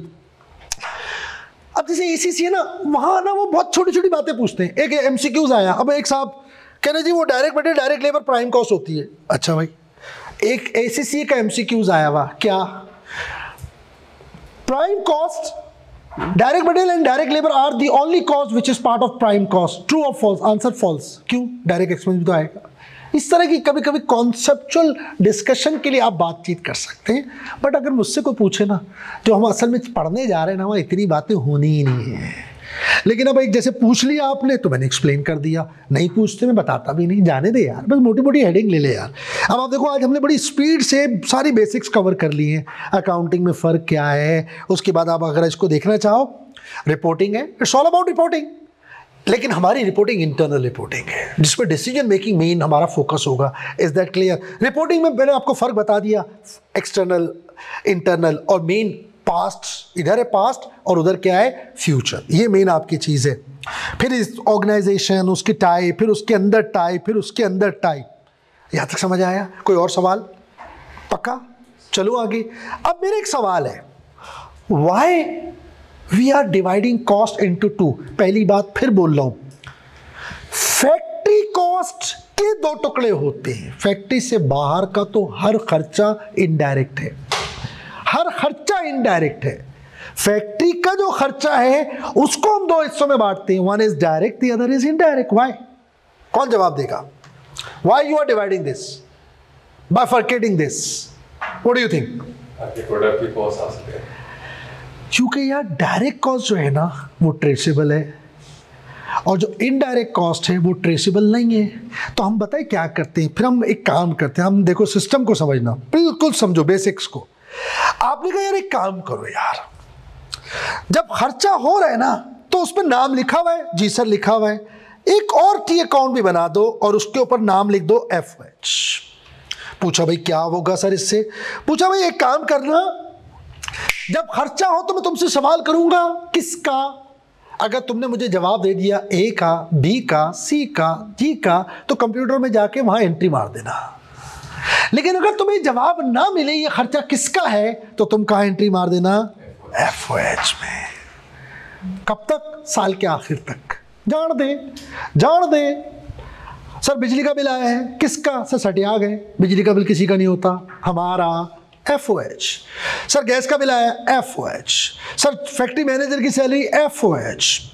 सर फैक्ट्री सुपरवाइजर की सैलरी, FOH। सर सफाइयों के लिए सर्फ आया है, अब वो इसको भी बोलते हैं अल्लाह माफ करे मटीरियल है, इनडायरेक्ट, अल्लाह माफ करे, तौबा इस्तगफार यार, शर्म करो यार, इनडायरेक्ट मटेरियल कैसे हो सकता है? पार्ट है उसका प्रोडक्ट का, सटिया गए आप। मटेरियल प्रोडक्ट का पार्ट होना चाहिए, प्रोडक्ट का पार्ट नहीं है वो मटेरियल हो ही नहीं सकता, खत्म बात, दैट्स इट। अब वो ट्रेस हो रहा है तो डायरेक्ट, नहीं हो रहा तो इनडायरेक्ट। वो सर सफाइयों के लिए सर्फ आया है, किधर डालूं? FOH। Rent FOH, property tax FOH, insurance FOH, depreciation FOH। अब आप इसको पूरे साल आपने 2 अकाउंट ओपन करे हुए, 2 अकाउंट, एक कस्टमर्स का और दूसरा FOH का, दूसरा FOH। अब वहां जमा होता जा रहा है, जमा होता जा रहा है, जमा होता जा रहा है, जमा होता जा रहा है, जमा होता जा रहा है। Is that clear? अब एक मसला है, लेट्स सी ये जमा होते होते होते होते 10 मिलियन पे पहुंच गया, और ये जो खर्चा है डायरेक्ट कॉस्ट वाला, ये भी लेट्स से मैं कह रहा हूं 10 मिलियन है। इन दोनों की डेस्टिनेशन में क्या फर्क है? ये अपनी मंजिल तक पहुंच चुके हैं, जो FOH वाला 10 मिलियन है वो अपनी मंजिल तक नहीं पहुंचा। पहुंचा है? नहीं। अब कैसे पहुंचा है? कैसे पहुंचा है बताओ? फैक्ट्री ओवरहेड है, कॉस्टिंग तो करनी है ना। अगर मेरे पास एक क्लाइंट आया है, एक क्लाइंट आया है तो उसको कॉस्ट तो करूंगा ना यार। अब जो खर्चा जिसपे नाम लिखा था वो तो उसके अकाउंट में पहुंचा दिया, जिस पे नाम नहीं लिखा उसका क्या करें? कालिया। बोलो कैसे पहुंचाएं? शाबाश। या कैसे लाएं? अच्छा देखो इधर मैं यूं बता रहा हूं, ये 10 मिलियन इन चारों में बांटना है, ABCD। कैसे बांटे? ट्रेसेबल है ना वो तो नहीं, मेरा बच्चा बात समझो, इधर आओ, मैं ये कहना चाह रहा हूं, ये खर्चा चला गया ना यहाँ, ये रहा, इधर आ गया, इधर आ गया, मानते हो? क्योंकि तो डायरेक्ट था ना। मैं तो बात करूं इसका क्या करें, ये कैसे पहुंचाएंगे? छोड़ दें? कुछ है ही नहीं तो क्या छोड़ देगा? मेरा बेटा नहीं ना, मेरी बात समझो, थोड़ा सा लॉजिक को समझो, हमें कॉस्टिंग करनी है। ये खर्चा किसके लिए हो रहा है? कॉस्ट ऑफ चीज के लिए हो रहा है ना यार। सिर्फ प्रॉब्लम क्या है इसके साथ? हाँ अब आ रहा है ना यहाँ, अब आप समझो। मैं यूं समझाता हूं, एक और एग्जांपल देता हूं बड़ी प्यारी। चंद दोस्त गए 8 या 10 पिकनिक पे, आपने गाड़ी हायर करी, done.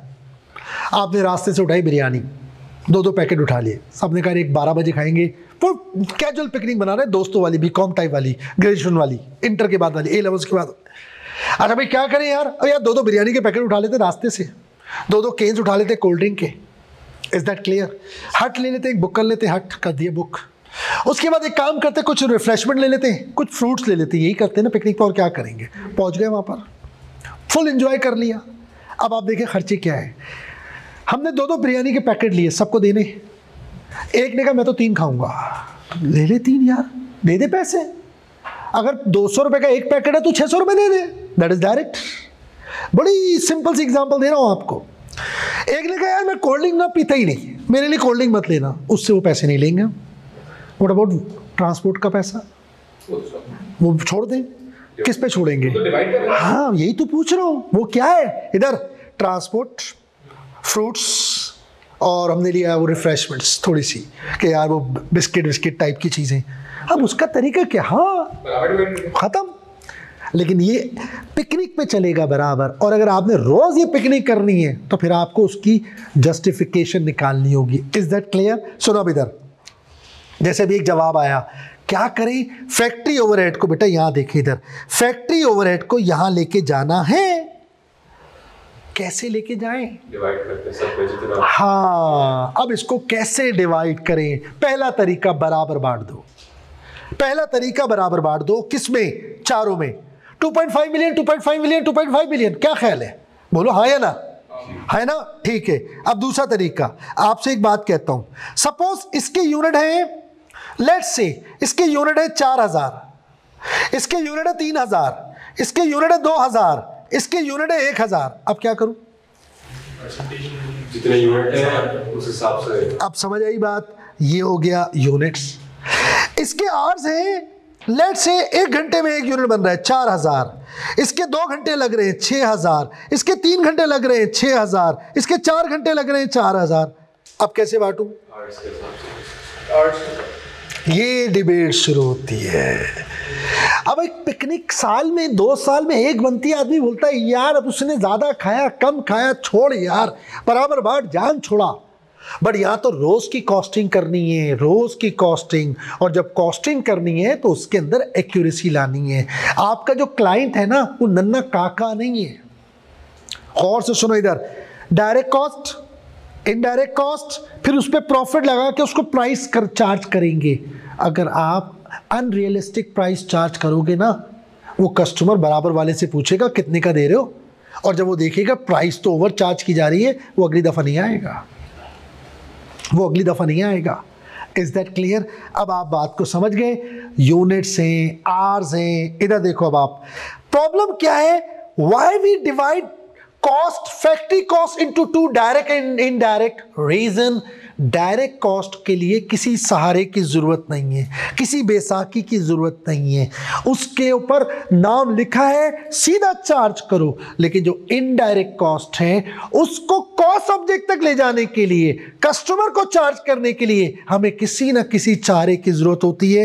And that Sahara is called cost drivers.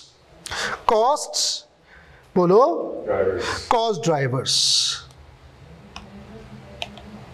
क्या हो गया? ठीक है, 1 सेकेंड जरा सा वो, हाँ भाई, कॉस्ट ड्राइवर्स कहाँ गए? हाँ ये रहा। We need cost drivers. Cost driver से वर्ड निकला है यार। गाड़ी अगर चल रही है तो कोई तो चला रहा है ना, खर्चा हो रहा है कोई तो कर रहा है ना, that is called drivers, cost drivers. Is that clear? समझ आ गई बात? तो ये एक छोटा सा फर्क है। पहले तो ये समझो, what is factory cost, factory cost में what is direct cost, what is indirect cost. Direct cost are called prime cost, indirect cost are called factory overhead. अगला सवाल, व्हाई, क्यों कर रहे हैं डिवाइड भाई? अभी जैसे इसके ध्यान में नहीं आ रहा था, इसने कहा छोड़ दो, पिकनिक पे बात आई, सारा खर्चा तुम दोगे, ट्रांसपोर्ट का किराया तुम दोगे, हट के पैसे तुम दोगे, और वो जो मैंने वो क्या लिए थे, फ्रूट और रिफ्रेशमेंट, 4 एग्जाम्पल, ये इनडायरेक्ट कॉस्ट है। इसको भी तो बांटेंगे नहीं यार, इसके लिए कैसे बांटे? बराबर बांट दो, पिकनिक पे चलेगा, रियल लाइफ में नहीं चलेगा। अगर 1000 यूनिट है, पहले के, दूसरे के 2000, तीसरे के 3000, बल्कि 4, 3 और 2 और 1, तो आप कम से कम यूनिट को तो बेस बनाओ। दूसरा ऑप्शन क्या हो सकता है? आर्स। अब सर कैफ 1 2 3 4 5 6 7 8 डन है, क्या करें भाई? ठीक है, आप कैफ के स्टूडेंट्स हैं, उसमें बांट दो, उनके आर्स के हिसाब से बांट दो। कितने आर्स लग रहे हैं? कैफ 1 है 100 घंटे पढ़ा रहे हैं, कैफ 2 3 है जी 150 घंटे पढ़ा रहे हैं, कैफ 5 है जी वो 200 घंटे पढ़ाना है, तो फिर आप उस हिसाब से खर्चे को बांट दो, आर्स को बेस बना लो। Is that clear? यानी अब आप इसको रूल बनाओ, डायरेक्ट और इनडायरेक्ट कॉस्ट, डायरेक्ट और इनडायरेक्ट कॉस्ट। अगर कोई बोले यार आपको कैसे पता ये डायरेक्ट इनडायरेक्ट है, उस कॉस्ट को कॉस्ट ऑब्जेक्ट तक ले जा सकते हो, उस पर नाम लिखा है? नहीं, नाम नहीं लिखा, इनडायरेक्ट। इनडायरेक्ट कॉस्ट वो होगी जिसे कॉस्ट ऑब्जेक्ट तक ले जाने के लिए किसी सहारे की जरूरत हो, and that Sahara is called cost drivers. Cost drivers, cost drivers, cost drivers. अब वो कॉस्ट ड्राइवर्स क्या होते हैं? यहां देखो बेटा, कॉस्ट ड्राइवर्स जैसे अभी मैंने बताया, कॉस्ट ड्राइवर्स, इसके 2-3 नाम है। कॉस्ट ड्राइवर्स, बेसिस भी कहते हैं, कॉस्ट बेस, और मैथ्स वाला वर्ड भी आ सकता है, डिनोमिनेटर्स। याद आया? डिनोमिनेटर्स। कॉस्ट ड्राइवर्स, मुझे अच्छा लगता है कॉस्ट ड्राइवर का वर्ड, बड़ा प्यारा वर्ड है, सेंस बनता है। ये तो मैथ्स का वर्ड है, डिनोमिनेटर और बेसिस। कॉस्ट ड्राइवर यानी कॉस्ट को बांटा जाए, समझ गए आप? अब वो ड्राइवर कितने हो सकते हैं? वो 6 हैं मेन। एक, आप नंबर ऑफ यूनिट्स की बेस पर बांट सकते हैं। Number 2, let's say labour hours की बेस पर बांट सकते हैं। नंबर 3 मशीन आवर्स की बेस पर बांट सकते हैं। एक सेकंड, ये तुम लोग परेशान ना हो जाओ तो मैं पूरा वर्ड लिख देता हूं, direct labour hours. Direct labour hours, labour hours भी काफ़ी है लिखना, ठीक है बेटा। मशीन आवर्स, फिर इसके अलावा एक और ऑप्शन है मटेरियल कॉस्ट, ये भी एक ऑप्शन हो सकता है, ये भी एक ऑप्शन हो सकता है। नेक्स्ट लेबर कॉस्ट, चलो डायरेक्ट लेबर, समझ आ रहा है आप लोगों को। और छठा ऑप्शन वो हो सकता है आपका प्राइम कॉस्ट। सही है यार। आपको ना देखो बेटा, इधर बहुत बेसिक बेसिक चीज़ें कर रहा हूँ मैं आज, सारी बेसिक टर्म्स, और इंशाल्लाह 2-3 दिन में इतना हो जाएगा कि जब हम पहले चैप्टर पे जाए ना तो ये ना बोले यार ये कहाँ से आया, ये क्या है, सेंस है। ठीक, और से सुनिएगा यार, बोलूं एक बात बताओ, फैक्ट्री कॉस्ट को बाइफरकेट करने की क्या जरूरत है, क्यों कर रहे हैं? हाँ, और कोई वजह नहीं, खुदा की कसम। सुना इधर, अगर फैक्ट्री कॉस्ट सारी की सारी ट्रेस हो जाए, सारी की सारी, मैं आपको बताऊं मेरा सब्जेक्ट यहाँ से चला जाएगा। ये जो इनडायरेक्ट कॉस्ट है ना, इसकी वजह से तो कॉस्टिंग पढ़ाई जाती है। सारा खेल ही फैक्ट्री ओवरहेड का है, सारा फड्डा इस बात का है। जॉइंट फैमिली समझते हो? Yes. Joint family, joint family का मतलब है चच्चा ताया साथ रह रहे हैं ना, सारे भाई साथ रह रहे हैं। आज पाकिस्तान में वो ख़त्म होती जा रही है। रीज़न क्या है? डायरेक्ट कॉस्ट नहीं है, इनडायरेक्ट कॉस्ट, ये याद रखना। देखो 3 भाई हैं, तीनों के बच्चे अलग अलग स्कूल में पढ़ रहे हैं। एक की फीस है 5-6 हज़ार, दूसरे की फीस है 10-12 हज़ार, तीसरे की 30-35 हज़ार। फटा इस पर नहीं होगा। सही, वो एसी चला रहा है, बिजली का बिल आ रहा है, फटा इस पर नहीं होगा। फटा किस पे होगा? कॉमन खर्चों पे। एक खर्चा वो तीनों ने बराबर बांट दिया, अब होगा मेरे बच्चे कम है, मुझ पे बराबर आ रहे हैं। इस तरह के इश्यूज आते हैं। इनडायरेक्ट कॉस्ट ही तो मसला है, डायरेक्ट कॉस्ट में तो मसला ही नहीं होता। प्रॉब्लम आती है इनडायरेक्ट कॉस्ट की वजह से। उसको बांटे कैसे?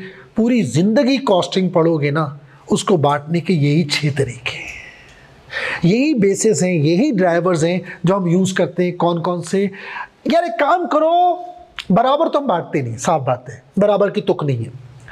अगर सपोज इधर देखो, अगर यूनिफॉर्मिटी है ऑर्डर्स में, सबके यूनिट बने एक जैसी चेयर्स, तो आप बोलोगे भाई झंझट में नहीं पड़ो यार, पहले वाले की कितनी कुर्सियां हैं जी? 100, 1000 या 4000 ले लो। दूसरे की 3 और वो 2 और 1 9, तो हो गए 10,000। टोटल 10,000 कुर्सियां बनी है। ठीक है जी, 40 30 20 10 के हिसाब से बांट दो। यही समझ आया? लेकिन पहली कुर्सी बन रही है, उसमें सादा सी कुर्सी है, 1 घंटे में एक कुर्सी बन जाती है। दूसरी कुर्सी में सिर्फ 2 घंटे लग रहे हैं, उसमें लेदर और रेक्सीन और फिनिशिंग थोड़ी देनी है। तीसरी में 3-3 घंटे लग रहे हैं, चौथी में 4 घंटे लग रहे हैं। वो रिक्लाइनिंग है, थोड़ी लग्जरियस है, रिक्लाइनिंग है, टेक्निकल है, इंजीनियर बुलाना पड़ता है। तो भाई फिर उसी हिसाब से चार्ज करो ना यार। यानी इस कुर्सी के पैसे और इस कुर्सी के पैसे सेम कैसे हो सकते हैं? कॉमन सेंस है ना यार। जब आपको ये लेनी होगी बड़ी महंगी पड़ेगी, ये एक टीचर के लिए काफ़ी है। लेकिन जब आपने सैकड़ों लेनी है तो ऐसी कुर्सियाँ लोगे ना यार, या सादा उस पर कपड़ा हो, फॉर्म हो, बस काफ़ी है, more than enough. Is that clear? तो हमारे पास क्या करें? तो आप याद रखिएगा, पूरी दुनिया में जितनी भी फैक्ट्रीज हैं, जब हम इनडायरेक्ट कॉस्ट को बांटने की बात करते हैं तो जो पॉपुलर बेसिस है, पॉपुलर कॉस्ट ड्राइवर्स हैं, वो 6 ही है। One is units of production, the other is labor hours, third one is machine hours। अच्छा मैंने पूरा नहीं लिखा, ये machine hours सारे डायरेक्ट है ना? क्या मतलब? लेबर आवर्स, मशीन आवर्स सारे डायरेक्ट उसके हैं, डायरेक्ट से रिलेट करता है। नहीं, अब आप मैं बता रहा हूँ कैसे। चलो एग्जांपल देता हूँ। फैक्ट्री ओवरहेड का खर्चा कितना हुआ? 10 मिलियन। 10 मिलियन। किस में बांटना है? इन चारों में, इन चारों में बांटने ना। पिकनिक पे गए ये 4 लोग, जो डायरेक्ट खर्चा था वो तो तुम दे रहे हो, ओ भाई हट के पैसे कौन देगा? ये 10 मिलियन है हट के पैसे, ये 10 मिलियन है ट्रांसपोर्ट के पैसे। यही समझ आया? अब इसको बांटे कैसे? उसके लिए हम क्या करेंगे, इन सारी जॉब्स पे या तो इनके यूनिट्स का रेशो बना के बांट दो, या यूनिट्स बना के बांट दो, या फिर एक काम करो, इनकी जो लेबर आवर्स है उसका सम करो, रेशो बना के बांट दो। तीसरा क्या करो, मशीन आवर्स का सम ले लो। चौथा, इनकी मटेरियल कॉस्ट ले लो डायरेक्ट वाली, उस रेशो में बांट दो। पांचवा, उनकी लेबर कॉस्ट के रेशो में बांट दो। छठा, मटेरियल और लेबर दोनों का रेशो बना।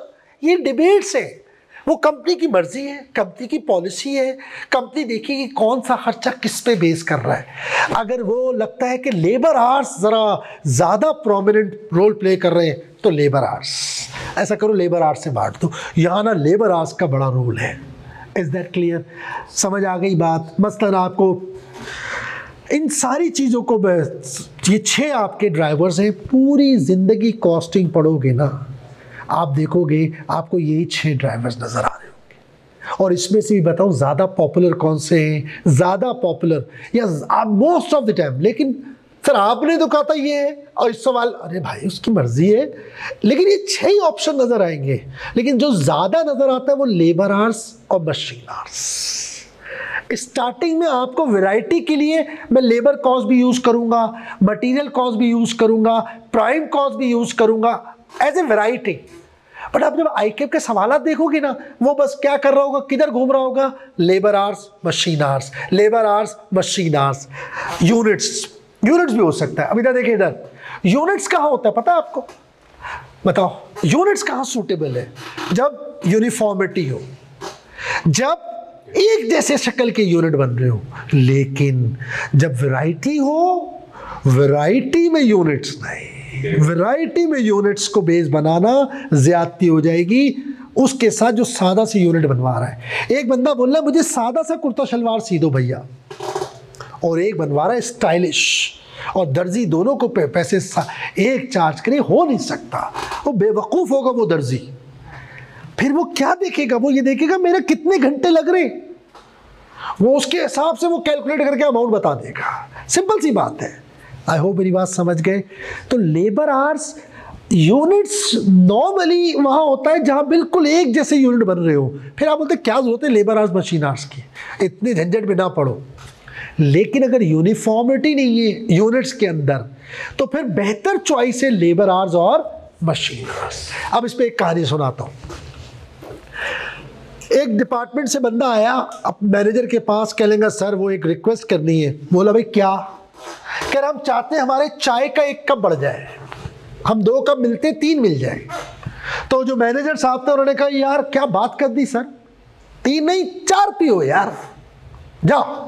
और यार क्या बॉस है यार, चले गए।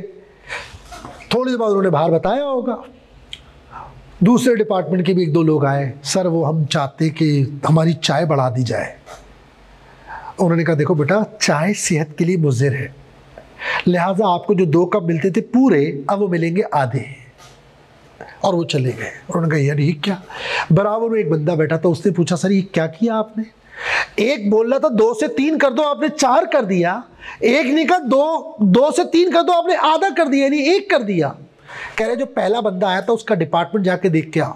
वो वहाँ गया तो मशीनें ही मशीनें, मशीनें ही मशीनें, मशीनें ही मशीनें। बंदे कितने ऑपरेटर्स हैं? 2 या 3। कह रहा समझ आया, अगर इनकी आंख लग गई ना तो मैं रोड पे आ जाऊंगा। और सब सुनना। कह रहा जरा दूसरे डिपार्टमेंट में जा। वो दूसरे डिपार्टमेंट में गया, वहाँ बंदे ही बंदे, बंदे ही बंदे, बंदे ही बंदे, मशीनें नजर ही ना आए। कह रहे यहाँ 100 से ऊपर लोग काम कर रहे हैं, 1 कप चाय का मतलब 100 कप चाय 1 दिन का होता है, जरा कॉस्टिंग कर। Is that clear? समझ आई बात? अब आप बात को समझना। सर लेबर आवर्स और मशीन आवर्स, मुझे एक बात बताओ, पहले डिपार्टमेंट में अगर ओवरहेड बांटना हो तो वहाँ खर्चा जो इनडायरेक्ट कॉस्ट है उसके पीछे रीजन कौन है? Machine hours. तो उस डिपार्टमेंट में किसको बेस बनाना चाहिए? Machine hours. एक लफ्ज यूज होता है, एक लफ्ज सुनो इधर, इसको हम कहते हैं कॉज एंड इफेक्ट। इधर तुम्हारे पास एक फर्रा आया गवर्नमेंट की तरफ से, बोला भाई क्या हुआ? कह रहे भाई टैक्स दो। आपने बोला किस बात का सर?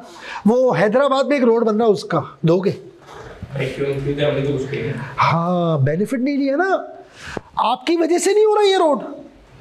गवर्नमेंट कह रही रोड पे गाड़ी आप चलाते हो, रोड टूटता है, हम इसको रिपेयर करा रहे हैं। सर मैं हैदराबाद जाता ही नहीं, that is cause and effect missing है। लेकिन अगर आपके इलाके में गार्ड रखे जा रहे हैं, अब आप देंगे पैसे। खर्चा अगर हो रहा है तो कोई तो कर रहा है ना यार, उस कॉज एंड इफेक्ट देखा जाता है। अब आप दूसरा डिपार्टमेंट मुझे बताना, कॉज एंड इफेक्ट को समझना। दूसरे डिपार्टमेंट में अगर लेबर ही लेबर है, लेबर ही लेबर है, लेबर ही लेबर है, वहां खर्चे किसकी वजह से हो रहे होंगे? इनडायरेक्ट कॉस्ट किसकी वजह? चाय कौन पी रहा होगा? इनडायरेक्ट। मशीन का खर्चा ही कुछ नहीं होगा, वहां बिजली के बिल का क्या रोल होगा? कुछ भी नहीं। पंखे चल रहे होंगे, अल्लाह माफ करे, और दूसरी में चंद पंखे चल रहे होंगे, लेकिन मशीनें उसकी वजह से यूटिलिटी का बिल्स आसमान से बात कर रहा होगा। मुझे बताओ डिपार्टमेंट 2 जो है, उधर अगर आपने खर्चे को बांटना है, किसको बेस बनाओगे? लेबर आवर्स, पहले वाले में मशीन आवर्स। ये रीजन देखना होता है। कौन डिसाइड करेगा? ये कंपनी सुकून से देखो, आप जाओ, हर कंपनी का अलग अलग तरीका रखो ना यार, ताकि कॉस्ट बांटते वक्त प्रॉब्लम कम से कम आए। कुछ कहेंगे नहीं यार लेबर कॉस्ट को बेस बना लो, आवर्स को छोड़ो, कॉस्ट को बना लो, उसको बना लो। कुछ कह सकते हैं नहीं यार ज्यादातर खर्चा मटेरियल पे बेस करता है, जितना मटेरियल लगता है ना डायरेक्ट, उतना ही इनडायरेक्ट भी लगता है। तो भाई ठीक है, डायरेक्ट मटेरियल को बेस बना लो, जो मुझे आप बोलोगे मैं तो हाजिर हूं, मैं बेस बना के यूज कर लूंगा इंशाल्लाह। आई होप मेरी बात समझ गए। ये है आपके पास छोटी सी रीजनिंग, इसको ज़रा आप ध्यान में रखें। अब यहाँ से हल्का सा पहले देख लेते हैं, एक दफ़ा और हल्का सा रिवाइज करते हैं। ज़रा देखें हमारा फोकस किस पे होगा? Income statement. फिर दूसरा रिपोर्टिंग का फ़र्क मैं बता चुका हूँ। ऑर्गेनाइजेशन में हमारा फोकस किस पे होगा? मैन्युफैक्चरिंग पे। मैन्युफैक्चरिंग के अंदर हमारा फोकस किसके ऊपर होगा? Factory production. फैक्ट्री के अंदर हम कॉस्ट को कितने हिस्सों में बांटते हैं? 2। One is direct, the other is indirect. Direct और इनडायरेक्ट को अलग क्यों कर रहे हैं? ट्रेसेबल हो रहा है और दूसरा ट्रेस नहीं हो रहा। जब वो खर्चा हो रहा है तो उस पर नाम लिखा हुआ है किसका खर्चा है। जब नाम लिखा है तो डायरेक्ट जाके एंट्री करना है यार, पूछ क्यों रहा है। लेकिन जो इनडायरेक्ट कॉस्ट है उस पर नाम नहीं लिखा हुआ, तो पहला काम इसको जमा करो, इसको जमा करो। Is that clear? इसको आप जमा करो। समझ आ रही है बात? बोलो बेटा, इज दैट क्लियर? वो जो जमा करेंगे उसके लिए हम एक अकाउंट बनाएंगे, that is called factory overhead. जब वो जमा हो जाएगा, जब वो जमा हो जाएगा तो फिर हम साल के आखिर में लेट से, अभी फिलहाल थोड़ी देर के लिए, फिर बताता हूं एक और टेक्निकल बात। फिर हम क्या करेंगे? हमें कितना खर्चा हुआ है सर? 10 मिलियन। ले आओ, बांट दो। कैसे बांटूं? एक तरीका बराबर, दूसरा तरीका on the basis of units, ratio of units, तीसरा लेबर आवर्स, चौथा machine hours, material cost, labour cost, prime cost, and these are called cost drivers, cost denominators, cost basis. अब एक छोटी सी टेक्निकल बात, इधर देखो, आपने कस्टमर को चार्ज करना है, किसको चार्ज करना है खर्चा? अब देखो सिलसिला क्या होगा, आप बताता हूँ। यहाँ देखो बेटा, आपके पास सिलसिला क्या होगा जरा समझना। बोलूँ? देखिए इधर यार, अगर एक कस्टमर आपके पास आ रहा है तो आपने बताया क्या करना है, उसको बिलिंग करनी है। अब आपने बिलिंग कैसे करनी है? बिलिंग कैसे करनी है आपने पूछना है, बताओ डायरेक्ट कॉस्ट क्या है? वो तो उसके अकाउंट, इधर ये आपने बटन दबाया, हमें कौन है? गफूर भाई। गफूर भाई का अकाउंट नंबर क्या डाला है सर? 109 दबाया, एक लंबी लिस्ट आ गई खर्चे की। एक ही आइटम आ रहा होगा उसका, सर उस पर मटेरियल ए लगा, मटेरियल बी लगा, मटेरियल सी लगा, मटेरियल डी लगा, मटेरियल ई लगा, ये स्किल्ड लेबर, ये वाली लेबर ने काम किया, इस स्किल्ड लेबर ने इतने घंटे काम किया, इस लेबर ने इतने घंटे काम किया।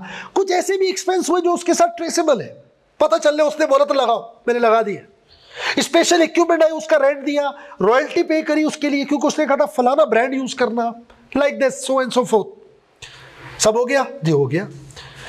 अब आपको चाहिए क्या? Indirect cost.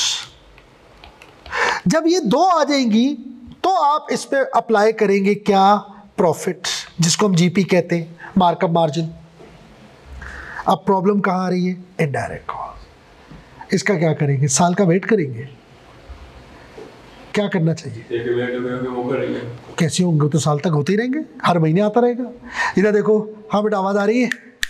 ये कस्टमर आया अभी 5 तारीख को और 18 तारीख को जॉब तैयार हो गई। और मुझे एक बात बताओ, तुम्हारे पास एक कस्टमर आया है तो वो तुमसे 5 तारीख को तुम्हारे पास आया है, तो वो तुम्हें ऑर्डर देने के बाद तुमसे प्राइस पूछेगा या ऑर्डर देने से पहले पूछेगा? ऑर्डर देने से पहले पूछेगा। कॉमन सेंस है। तो क्या मैं उसका बोलूँ तू आ जा बातें? फोरकास्टिंग करेंगे। हाँ, क्या बात है। तो हम क्या करेंगे? फोरकास्टिंग करेंगे, यानी हम इस फैक्ट्री ओवरहेड को एस्टिमेट कर लेंगे, and that estimation is called budget. What is budget?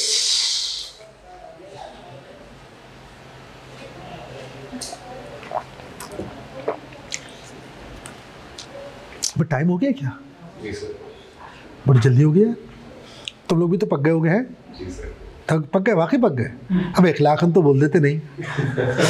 मैंने तो आसरा बोलो, मैंने कहा तुम लोग नहीं सर। 11 बजे गए। हाँ, वो असल मेरी आखिरी क्लास है ना, तो थोड़ा थकन हो जाती है। What is called budget? बस ये 2 मिनट लगेंगे, एक से 2 मिनट। बोलूं? जी सर। बजट क्या है? नथिंग, एस्टिमेशन है। कोई भी चीज़ आप एडवांस में निकाल लेना, दैट्स इट। आप बताइए क्या करेंगे और हर इदारा क्या करता है। क्योंकि देखो, कस्टमर आके ना सबसे पहले पूछेगा कितने की दोगे। आप बोले नहीं तो जब बस दे दे, ऑर्डर दे दे, देखा जाएगा। वो बोलेगा दिमाग ठीक है, आप मुझे प्राइस कोट करो, फिर मैं जाता हूँ मार्केट में, फिर मैं कंपैरिजन करूँगा, फिर दिखाऊँ आपको ऑर्डर दूंगा, ख़त्म बात।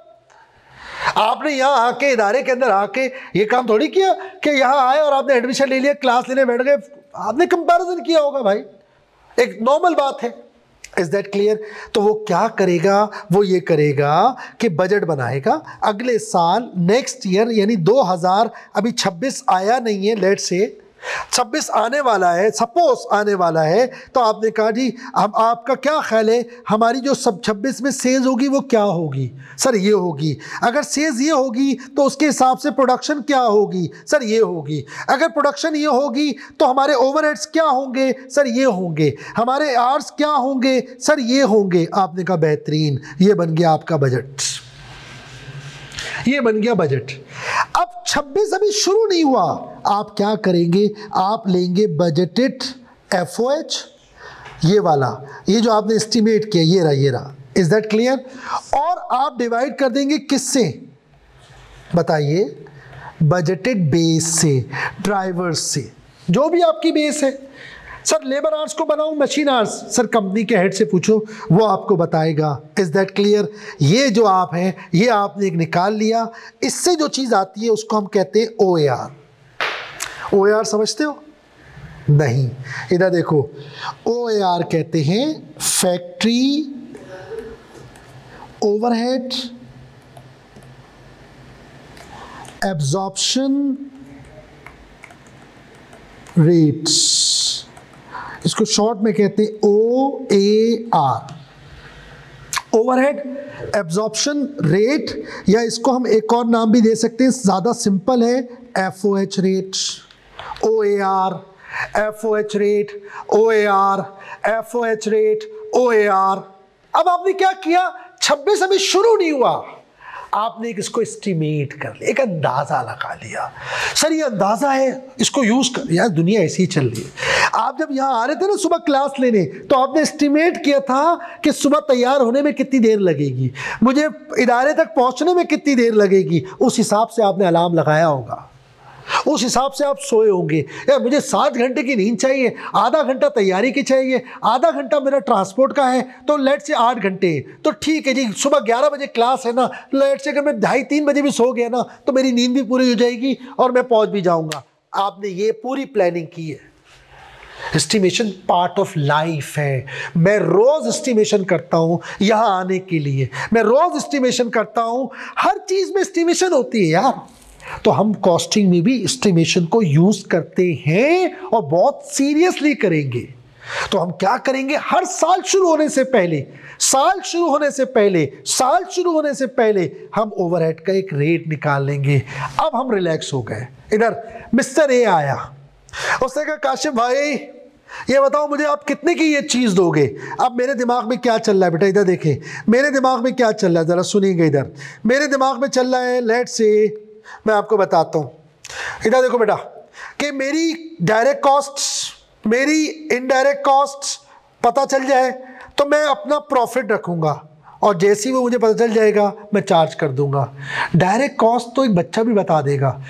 एक सूट सिलवाना है, कौन से कपड़े का? अच्छा ये कपड़े का 6 मीटर कपड़ा लगेगा, इतने का कपड़ा है, ठक कॉस्ट आ गई।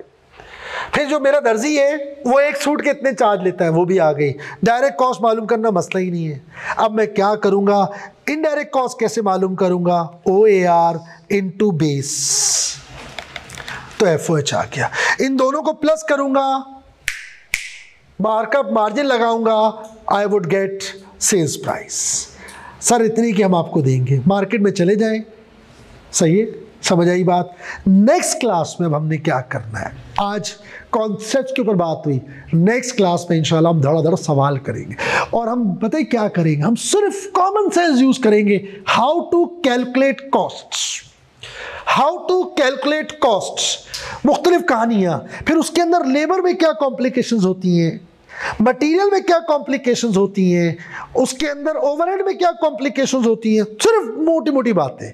जब एक दफ़ा कॉस्टिंग करने की एक छोटी सी आदत बन गई, फिर उसको लेके जाएंगे हर चैप्टर के अंदर। वो जो हम करेंगे कल से लेके अगली 2-3 क्लासेस तक, वो इंतहाई कीमती है। कोई बोले यार आप कौन सा चैप्टर करो, मैं कहूँगा कोई भी नहीं कर रहा। तो फिर हम कर क्या रहे हैं, हम हर चैप्टर कर रहे हैं। जो इसमें कर रहे हैं, जो इसमें कर रहे हैं, जो अभी शुरू के 3-4 दिन करेंगे, वो हर चैप्टर के अंदर अप्लाई होगा। अगर आप उसमें मज़ा लेने लगे, इधर कॉमन सेंस से काम करने लगेंगे ना, तो इंशाल्लाह उस वक्त एकदम अजाब होता। क्या है, कॉस्टिंग में हमारी आदत फाइनेंशियल अकाउंटिंग से बिगड़ी हुई होती है कि सामने डेटा पड़ा हुआ है और मैंने लिख दिया।